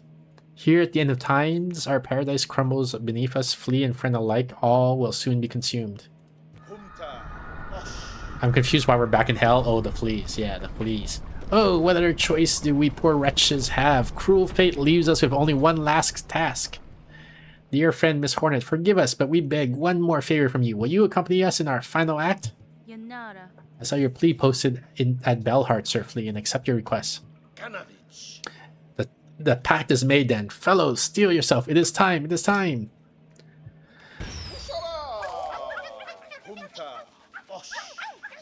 It is time for the Festival of the Flea. One last grand celebration before the Black Quake pulls us all down into the darkness. Rouse yourself, fleas. One last time. Let the games begin. I can't believe in this whole dialogue that I read, Steph never once activated the woo sound.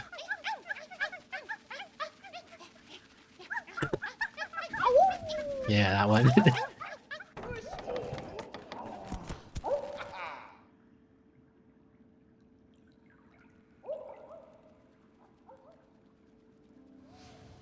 Festival of the Flea. Okay. What are we doing? How do you like our festival, Miss Hornet? While the world crumbles around us, we will laugh and dance and frolic. Make merry with us and play some of the games of old. My time is slim, Flea Master. If I am to join your games, no, it will only be to hone my skills for the greater trial I must soon face below. Of course, joy or learnings, any reason is fine by us, Miss Hornet. And look here, we have Flea Juggle, where the challenge is to strike fleas upwards and keep them airborne for as long as possible. To have our treasured guest challenge this humble game would be an honor for us, truly. Compete in Flea Juggle? Sure, I guess. Mamashka, I am saying let the games begin. Flea Juggle! This is the one thing I haven't done in Silksong because I'm too lazy.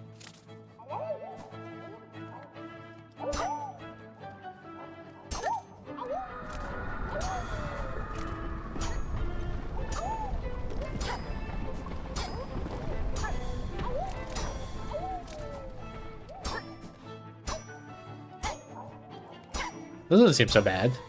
I mean, I'm sure it's gonna get way harder, but... Oh, what the heck? This guy's fast! He's like turbo going down. What the heck?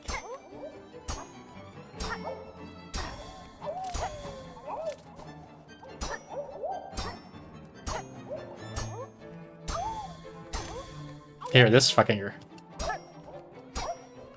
He's like drunk, I guess.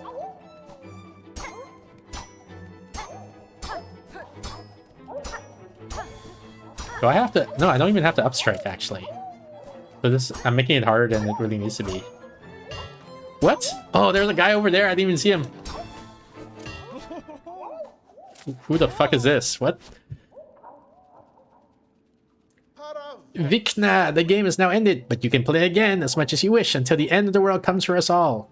Those fluffy dog things are cute. Yeah, everybody loves the dog thingies. They're fleas, apparently. Yeah. Amazing. Alright. Now I understand how this game works.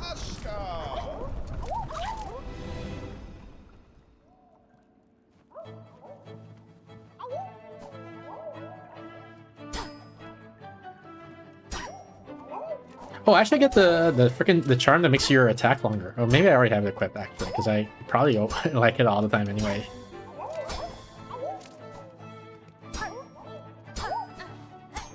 Oh, frick. Well, who the fuck is this guy? So the other thing I noticed is the direction that I hit them in matters. So I should hit them all onto one side, I guess, so that I can... So that I don't have to run around so much to grab them.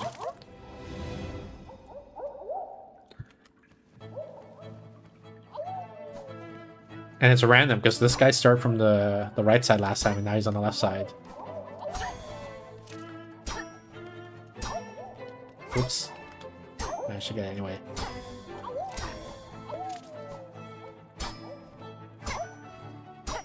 So I guess hitting them up is actually better because it keeps them kind of near the center.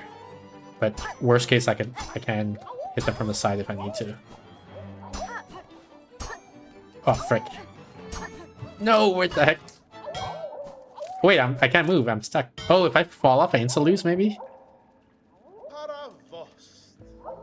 I guess if I fall off, I instantly lose.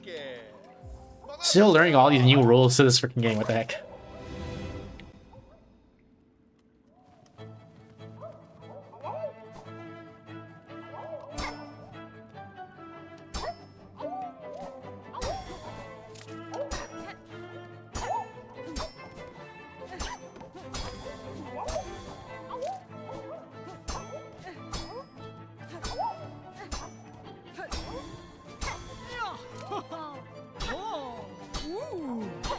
You know what this freaking reminds me of? There's a meme on TikTok. I don't even know what it's called. But it's like, it's this guy who, it's usually a girl, but as they fall, they do these poses. Oh, do you know the meme I'm talking about?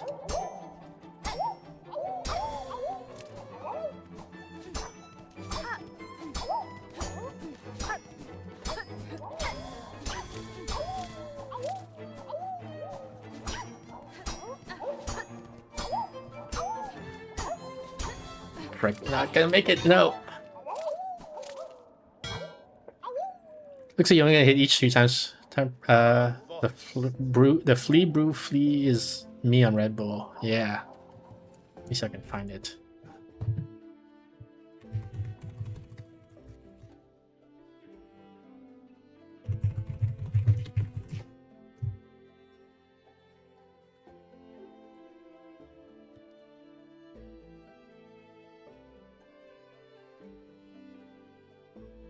Yeah, here, there's like a million of them. They all do the same meme here, as you can see. You're seeing them, right, Steph? Yes. So here's one of them. That's what it reminded you of? Here.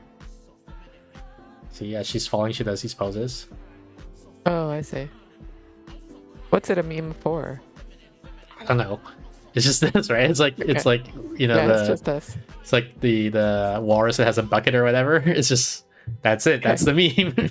That's it. All right. So that guy, that one flea, the blue one, is like he's falling. He's doing all these poses, and so now I can't believe I haven't seen on TikTok someone take that the falling flea and playing that song in the background. Mario Kart World. Yeah, I mean, so there. That one was, but there's other ones that are not Mario Kart related. It's just someone falling and doing poses as they fall while that song plays. So exactly what that blue flea thing, which I still don't even know what is he a flea? The blue thing? I don't know. But whatever that guy is, he's doing it.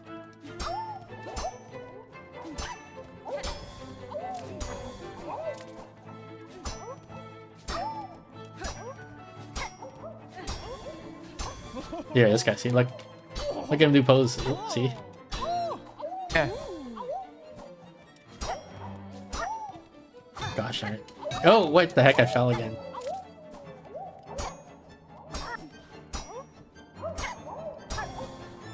How many do I have to do? Like 100 or something? How many have I been getting?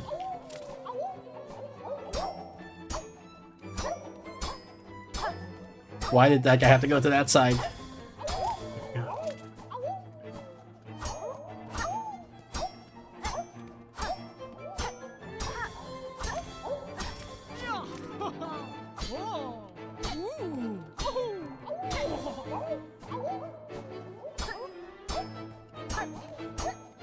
How the fuck did I miss that? Come on. You didn't get the joke? This is so sad. Report for hate speech. Oh, Mario Kart would? What the heck?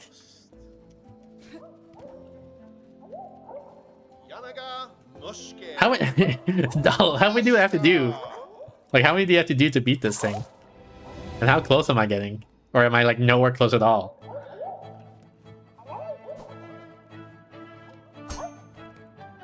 Or is it infinite? You just do as much as you want.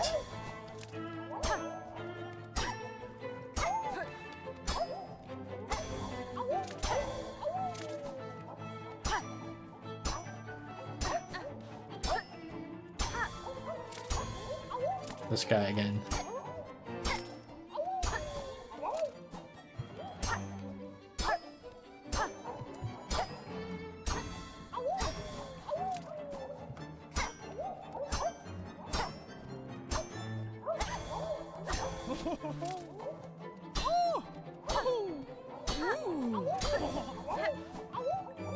Let's see. Let's do it to the right if I can. Oh, fuck.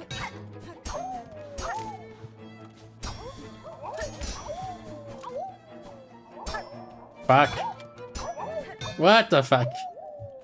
Check the board. I think you have to beat the high score in all 3 games to win the board. There's a board here. On all 3. Wait, there's multiple games? Okay, let me see if I have the long nail equipped. I probably do. Yeah, I do have it. Refill free route? Sure, why not? Good friend of fleas is you, Miss Hornet. Now must join and drink much. Be merry before all ends. Brew is made, enough for all. No charge for you if needing more. Why waste when future is final?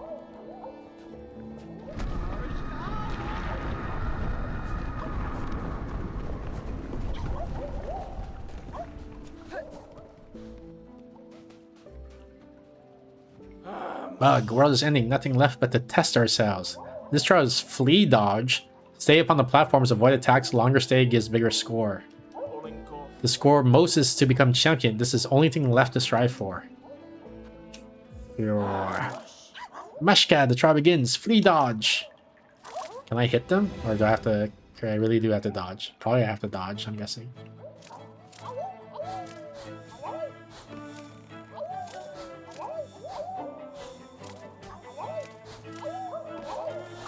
Oh, I can't hit them. Oh, frick! The lever went away? What a frickin' troll. Oops.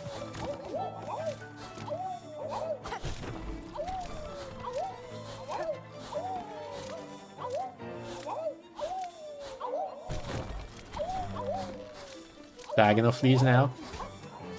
What the heck? What the heck? Okay.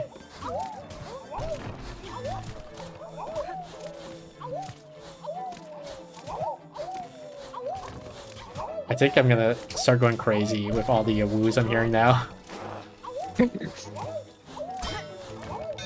What the heck? Well, what's the high score? Vikna, the trials ended. Your score can be seen on the board beside me. Dodge, 65, juggle 30. Bounce. Okay. Where's bounce? Is this bounce? Awoo, says Empress. Pity. Dear one, how shameful for the world to end while poor Krat still has so much living left in him. But how sweet of you to join me here. Will you play the flea bounce game that I may appreciate the beauty of your agile form while I wait my doom fight? Why does he have to be all like, let me appreciate you playing the bounce game? The play is simple. Leap up and keep bouncing on the fleas who fly past for as long as you are able. Or, of course, Krat wants to watch her bounce. Yeah, exactly. Sure. Amashka, let our beautiful games begin. Flea bounce. Why can't you just call it Pogo? That's what, like... Everyone in the community would call this Pogo, but he has to call it bounce.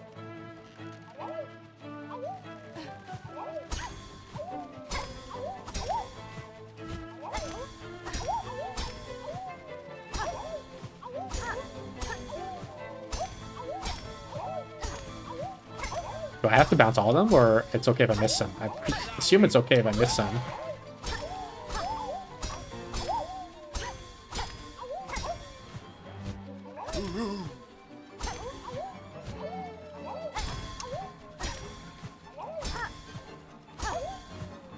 Imagine doing this but not using the Wanderer's Crest.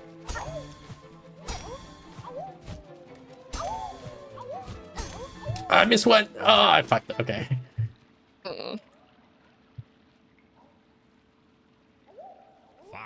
Big Naruto game has ended, but I trust after a short rest you'll play with us again. Alright, let's see. What are we looking at here? So for bounce I can do probably. 42, it seems reasonable. Yeah, okay. So I'll go for bounce for 42. I watched someone do it with Hunter's Crest. Ridiculous! There's no way anyone could ever do this with any crest other than Wanderer's Crest.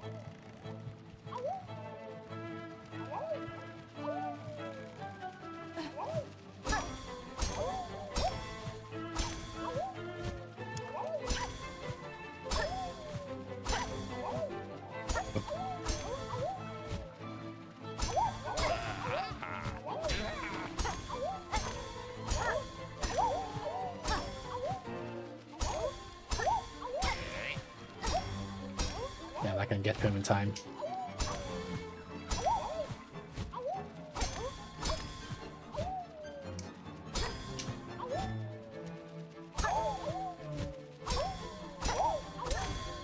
Oh, I got two of them in one hit. Oh, frick, I almost fell.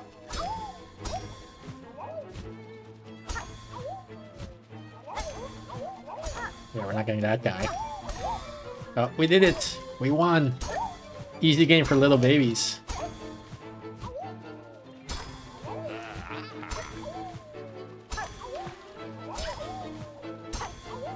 Oh, I missed one. I hit him, but I guess it didn't pogo when I hit him. Vikma, my dear one, my dancer, the game has ended and you have proven yourself the champion. None can best your score. You have shamed us all with your fearsome grace, but you will keep playing for me, yes? The end of the world need not be a lonely thing. World record. Dodge 65. Alright. 65 we're going for.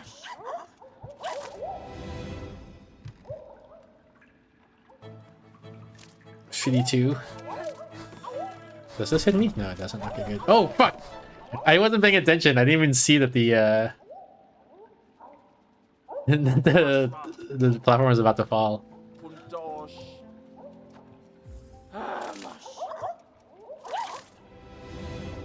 Ah.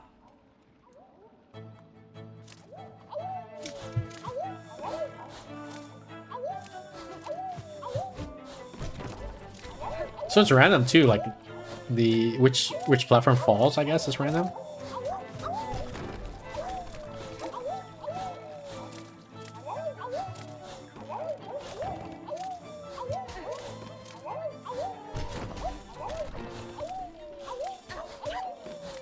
Oh, that guy almost got me. Oh shit! The freaking snipe on that. Oops. Wow, you saw that one flea shot me off and then the other one saved me.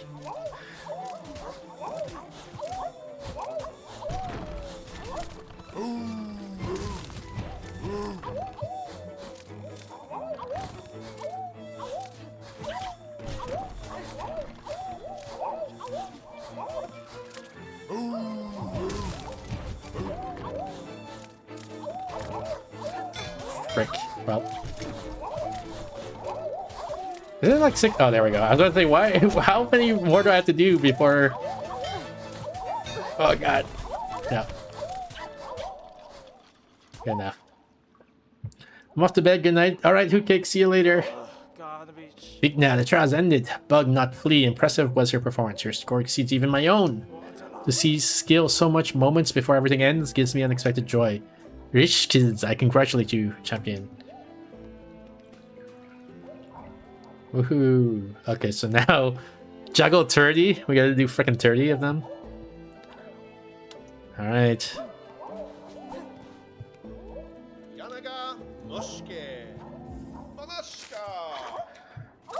Is it 30 bounces? Like each time I hit one, it's 30, or is it 30 fleas? It's 30 fleas. Gosh darn it.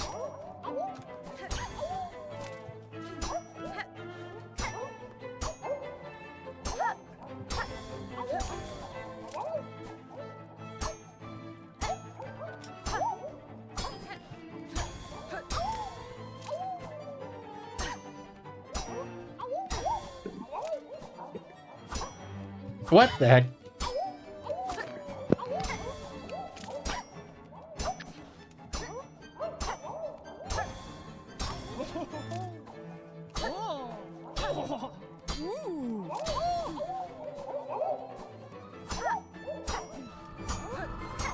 Oh no, I missed one. I wasn't paying attention, I lost track of them.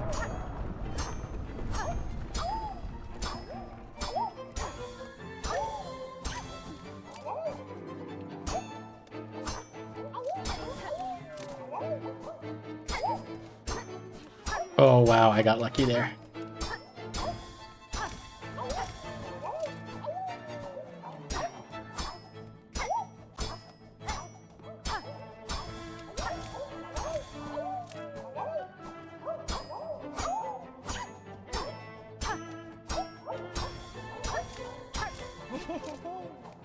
Oh, I did it early. What the heck?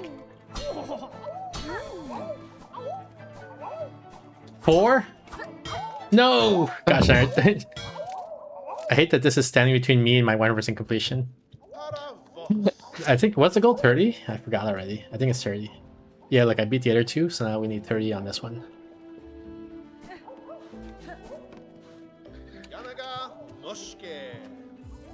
Don't worry, doll. Once the DLC comes out, there'll be many other things standing between you and full completion.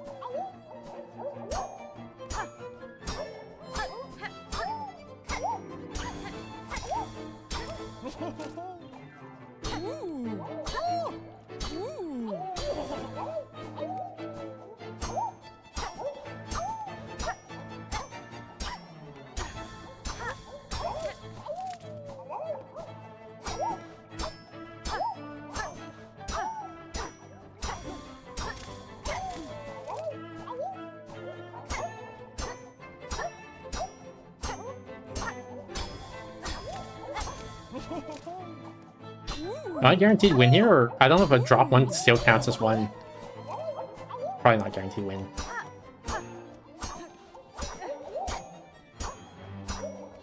But now I am.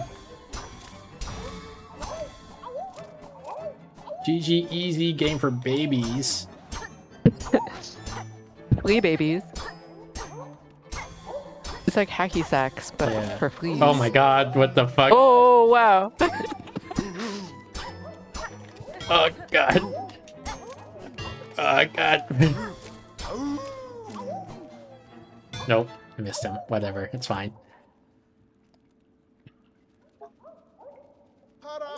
Vigna, the game is ended and we have a new Flea Juggle champion. Incredible! You have proven yourself the champion at each of our Flea games. I'm confident now that the grand champion of our festival has emerged, and it's none other than yourself, of course. Chichitaki Chakar. Yay. And thusly must our final ceremony begin. Please prepare yourselves.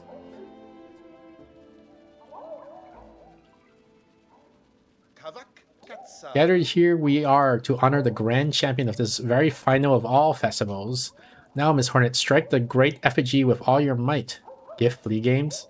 Oh, look, it's actually from Silksong. It's Hornet slapping Krat.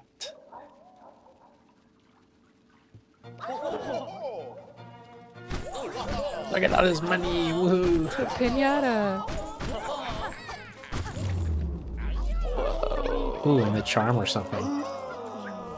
Hell oil! Oh yes, Pell oil! That's so good! This is like the best prize. Lee Pinata. Dang, everyone's singing and I pressed Y and I couldn't play my needle in.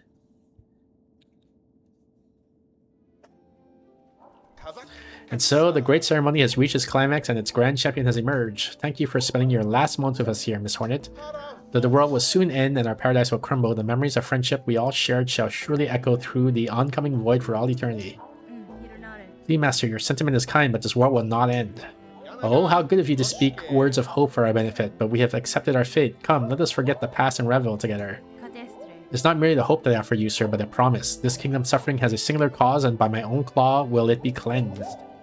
Perhaps not every flea will survive what is coming, but the world will not die, and your settlement may still see chance to prosper. Ah, you speak with such conviction, but I cannot bring myself to hope such, I am sorry. Come what may, we fleas will be here until the end, and the games will continue, of course. Celebrate with us for as long as you wish, dear friend. Will you honors to display? No, I don't want to play. No more flea juggle. Alright. I mean, this is an okay stopping point, probably, right? Look, this guy, he's swimming in the juice. And now he flies off. Yeah, good stopping point. Sure. We did 2 quests. And we got our... Actually, you know what? No. One more last thing. I'm going to go to the... What's his name? The needle guy and use... Because I don't want to start next thing and forget that I have it. And then, like, we play the whole game with... Because that's what happened last time. Like, I was like, Act 3, I opened my inventory and I was like, wait, when did I get the freaking Pell oil? The whole time I had it? Yeah.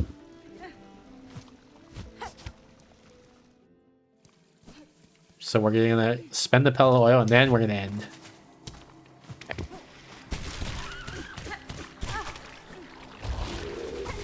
Oh no, he's went this way.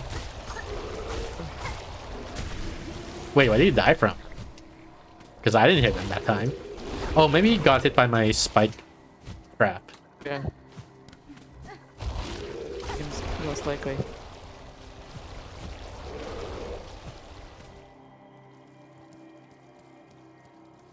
This is here.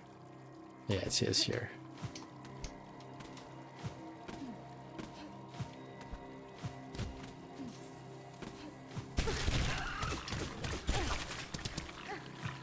What again?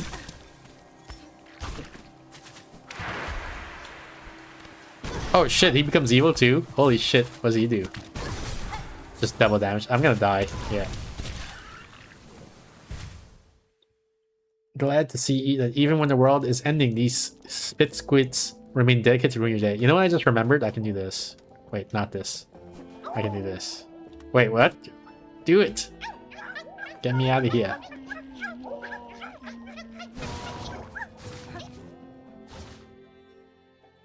But I probably need money, I'm guessing. And I don't have money to, You have all kinds of money? Didn't you just get a bunch for... Well, didn't I just die also? Oh. How much money do I have? You're right, I forgot. I thought I had no money, but you're right. I just got a bunch of money, so that means there is stuff there that I could try to... 200, yeah, let's go back. Let's get the stuff.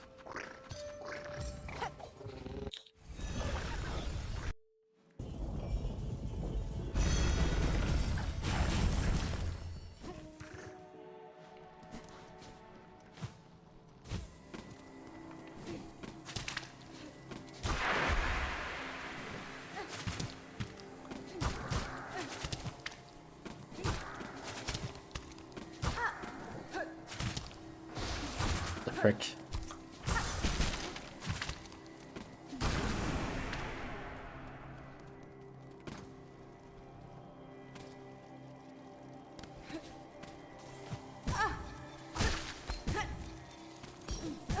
Get me out of here before... Okay.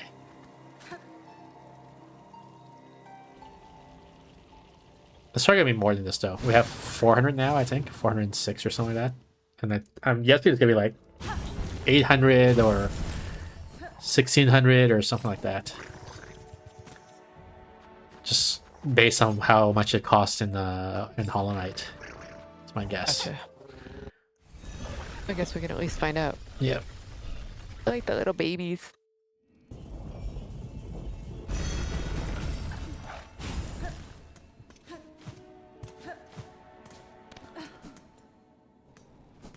Look at this guy, he looks depressed. Oh. That's fine. Stay safe, Pablo. Keep these poor bugs close in your spirits from sorrow. None shall leave these walls, your resident, and all are still welcome. Any that can be saved. Better we bugs be together here at the end of it all. Is there anything here? I can't remember. I'm not sure we should have put him in charge of morale. Oh, these guys. Miss Courier, from these bugs are wishing, waiting, sad, and scared. Deliverings are needed now more than more. Did they say now more than more? But yeah, we're not doing this.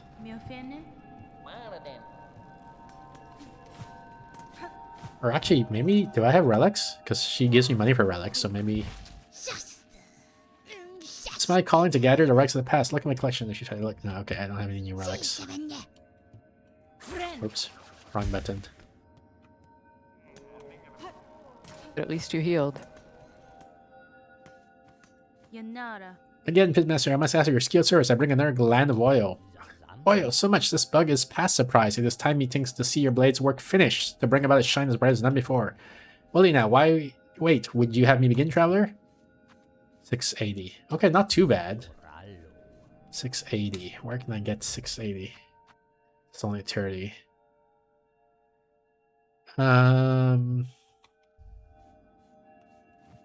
Guess we can grind a little bit.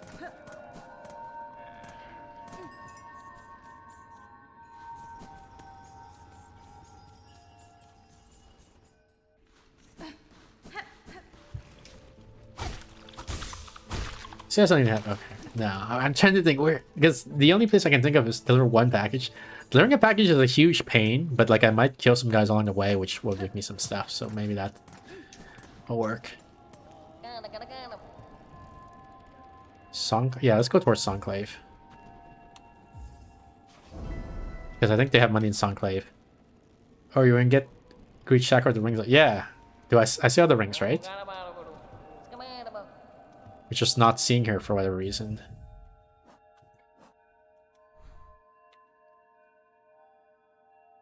So what's the path to Songclave? Sinner's Road. That sounds terrible.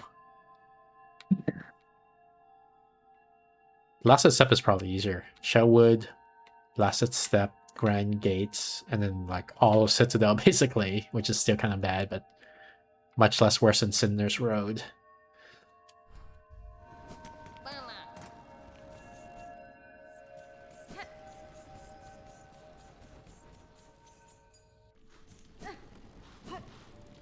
I think Bone Bottom is easier.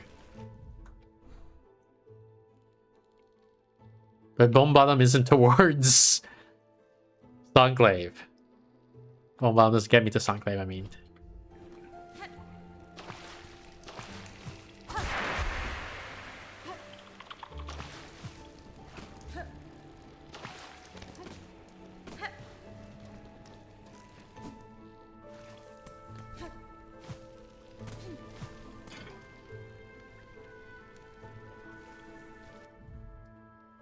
There's a bone bottom delivery quest.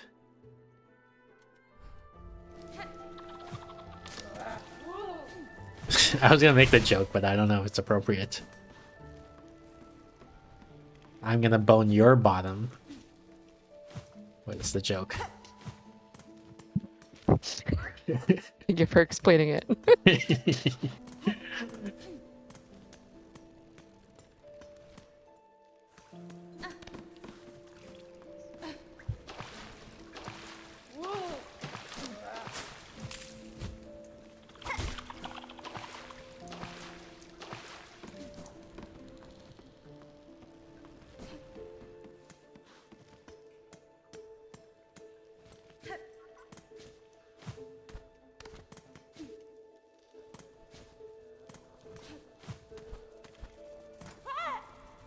I don't know if I want to do this. Maybe if I just do this. Does he hit me? Oh, he... Oh, wait, what? Okay, I didn't... That's an interesting interaction. I thought his bell interrupted my ups flying thingy. But no, it's rather my up flying thing interrupted his bell, I guess. It's funny how one of the most beautiful tracks in this game is called Bone Bottom.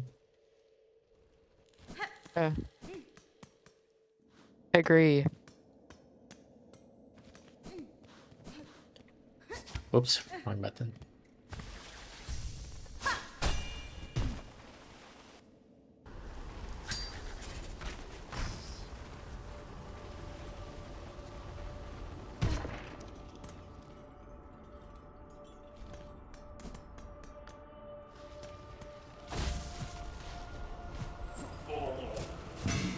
Oh shit. He jumped? Did he always jump?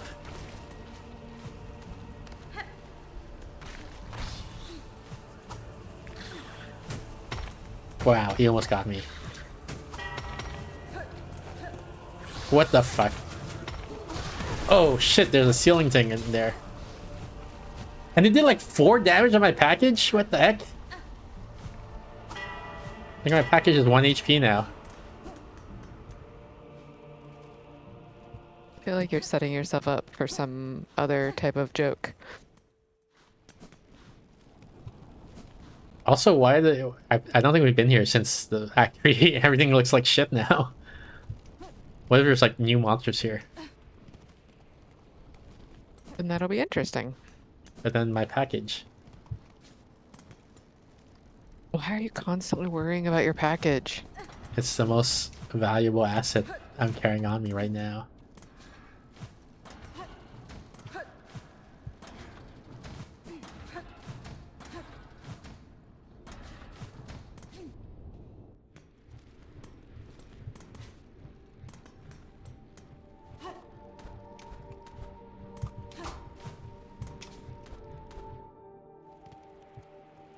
Yeah, check out this quagmire.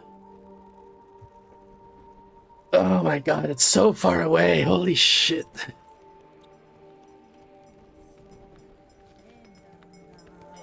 And these guys are all gonna turn evil. Yep, now it's gone. I lost the package. Let's just go. Let's just farm in whiteboard. That's our farming spot, I think, usually.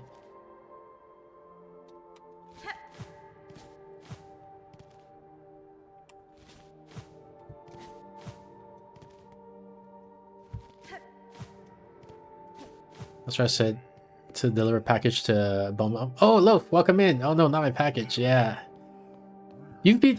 Surely you have. I was gonna say you've beaten Silksong already, probably, right, Loaf? Or Bread? Sorry, I think you said you prefer to be called Bread. Yes, it's quicker because you just parachute down. So you're saying I should just go back now? I should just forget about White Word and go back to frickin' Bell, whatever, Bellheart. This is still our first playthrough, so this is our first time doing Act 3.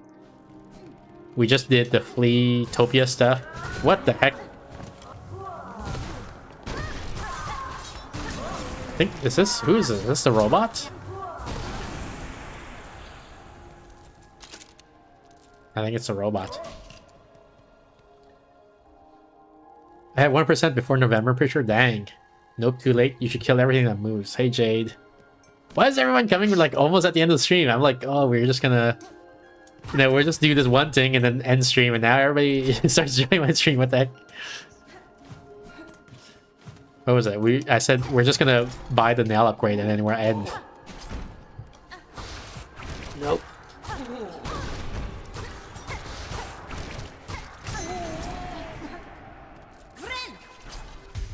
I'm also going to bed, don't worry. Alright, see ya, bread. Or have fun for a bit and then see ya. That just means an extra hour stream.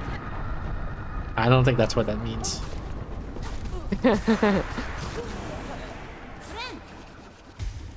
My clock's ahead? Yeah, must be. Must be.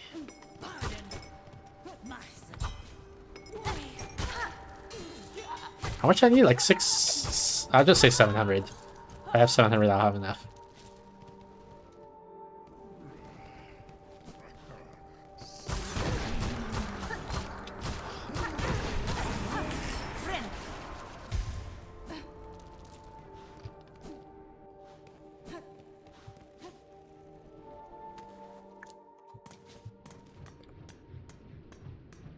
Oh, I still have markers here. I guess probably that's... I can remove them because I don't... I can't imagine what... that I did already check them.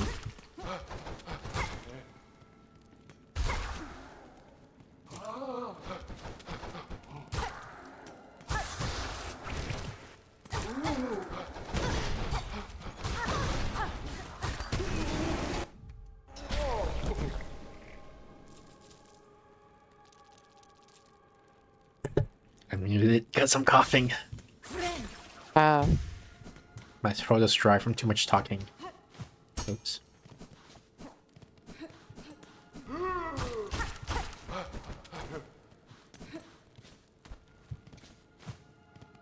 I'm mute again, actually.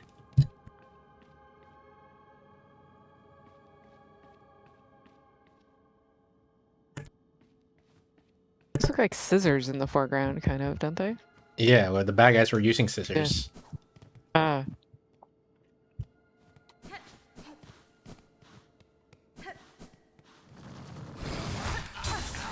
Oops.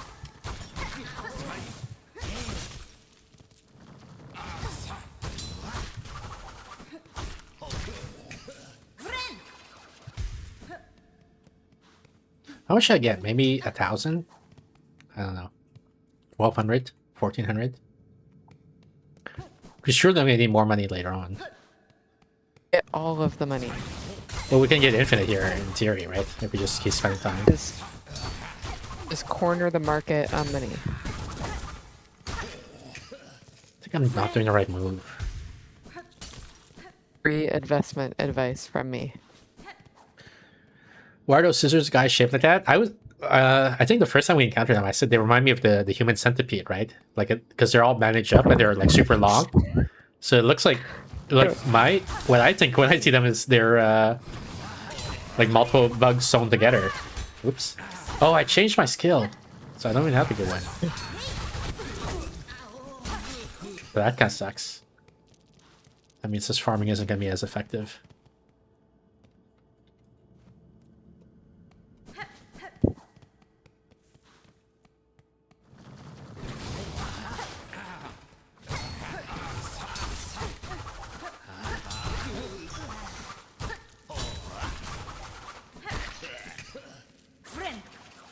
They look like something else to you? What do they look like? The way that that comment says something else sounds like it's gonna be somehow worse than human centipede.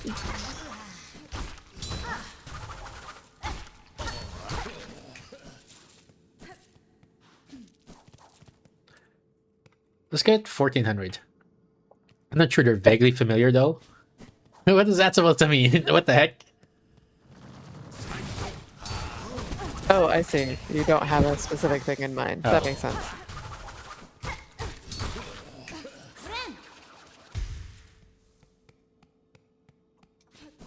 I thought she was continuing the joke. Like, for example, you know, maybe it looks like a dildo, and so she's implying that she's the type of person who would use one, that type of thing, right? But, Wow. I don't know. That's not. That feels like a lot to infer from that comment. yeah, well, that's why. It was pretty... They look like a package. See? She is making that joke. I told you. Oh, that kind of package. Okay.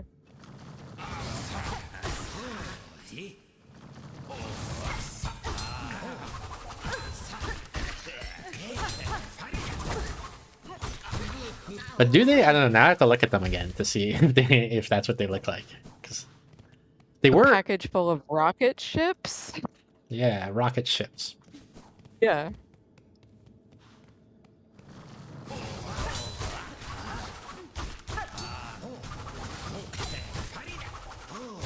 Oops.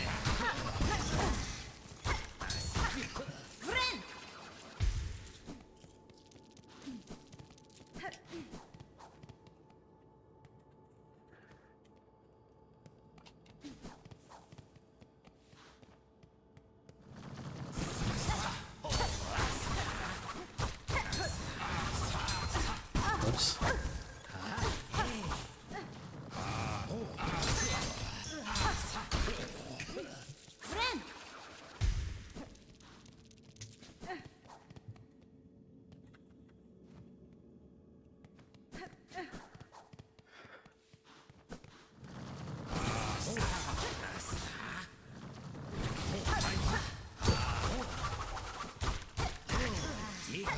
Oops. Guess I didn't need to heal there.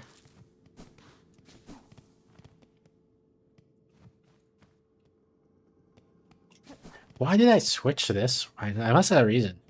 Why I switched this silk scale.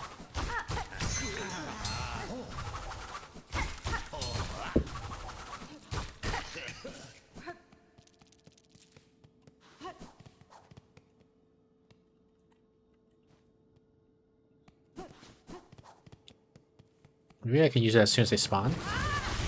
Is that good? Decent.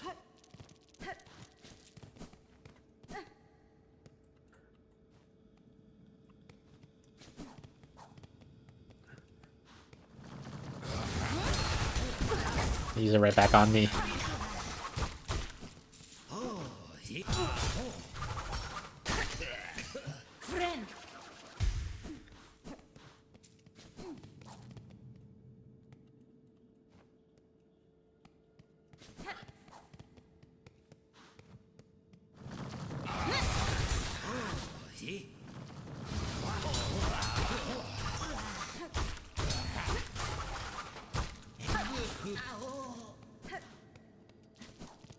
Or I guess I could use tools because I am getting shards off of these guys.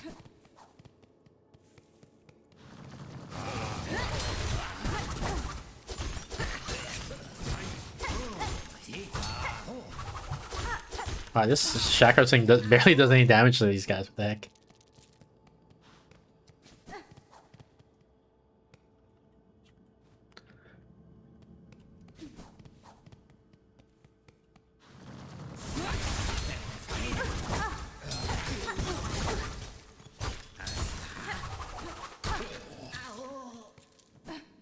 There we go, 1400. Get me out of here.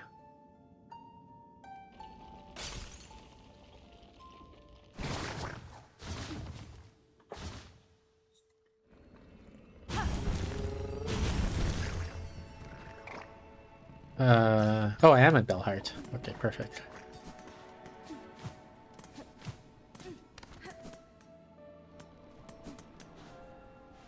Get rid of this useless silk scale. I think it's this one.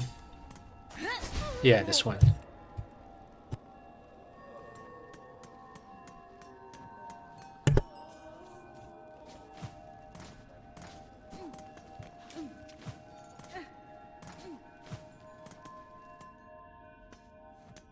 Alright, let's do this thing. He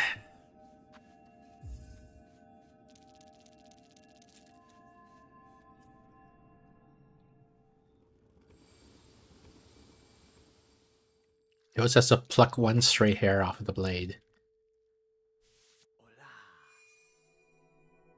Here, see. It looks like he has a little mustache in that photo. That blade. Sharpened. By claw, it is done. Sharper than this pin master would have believed achievable. Shining, pale, and clear. Bonva, stranger, you have granted my wish and more. Your blade is accomplishment to match those of great pin masters past. Perlu may eld, but throughout its morbid dim, your needle will shine bright. So is that it?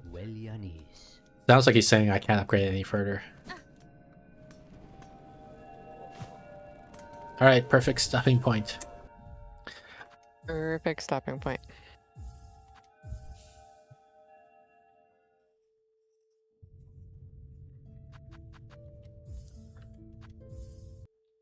See ya, Steph.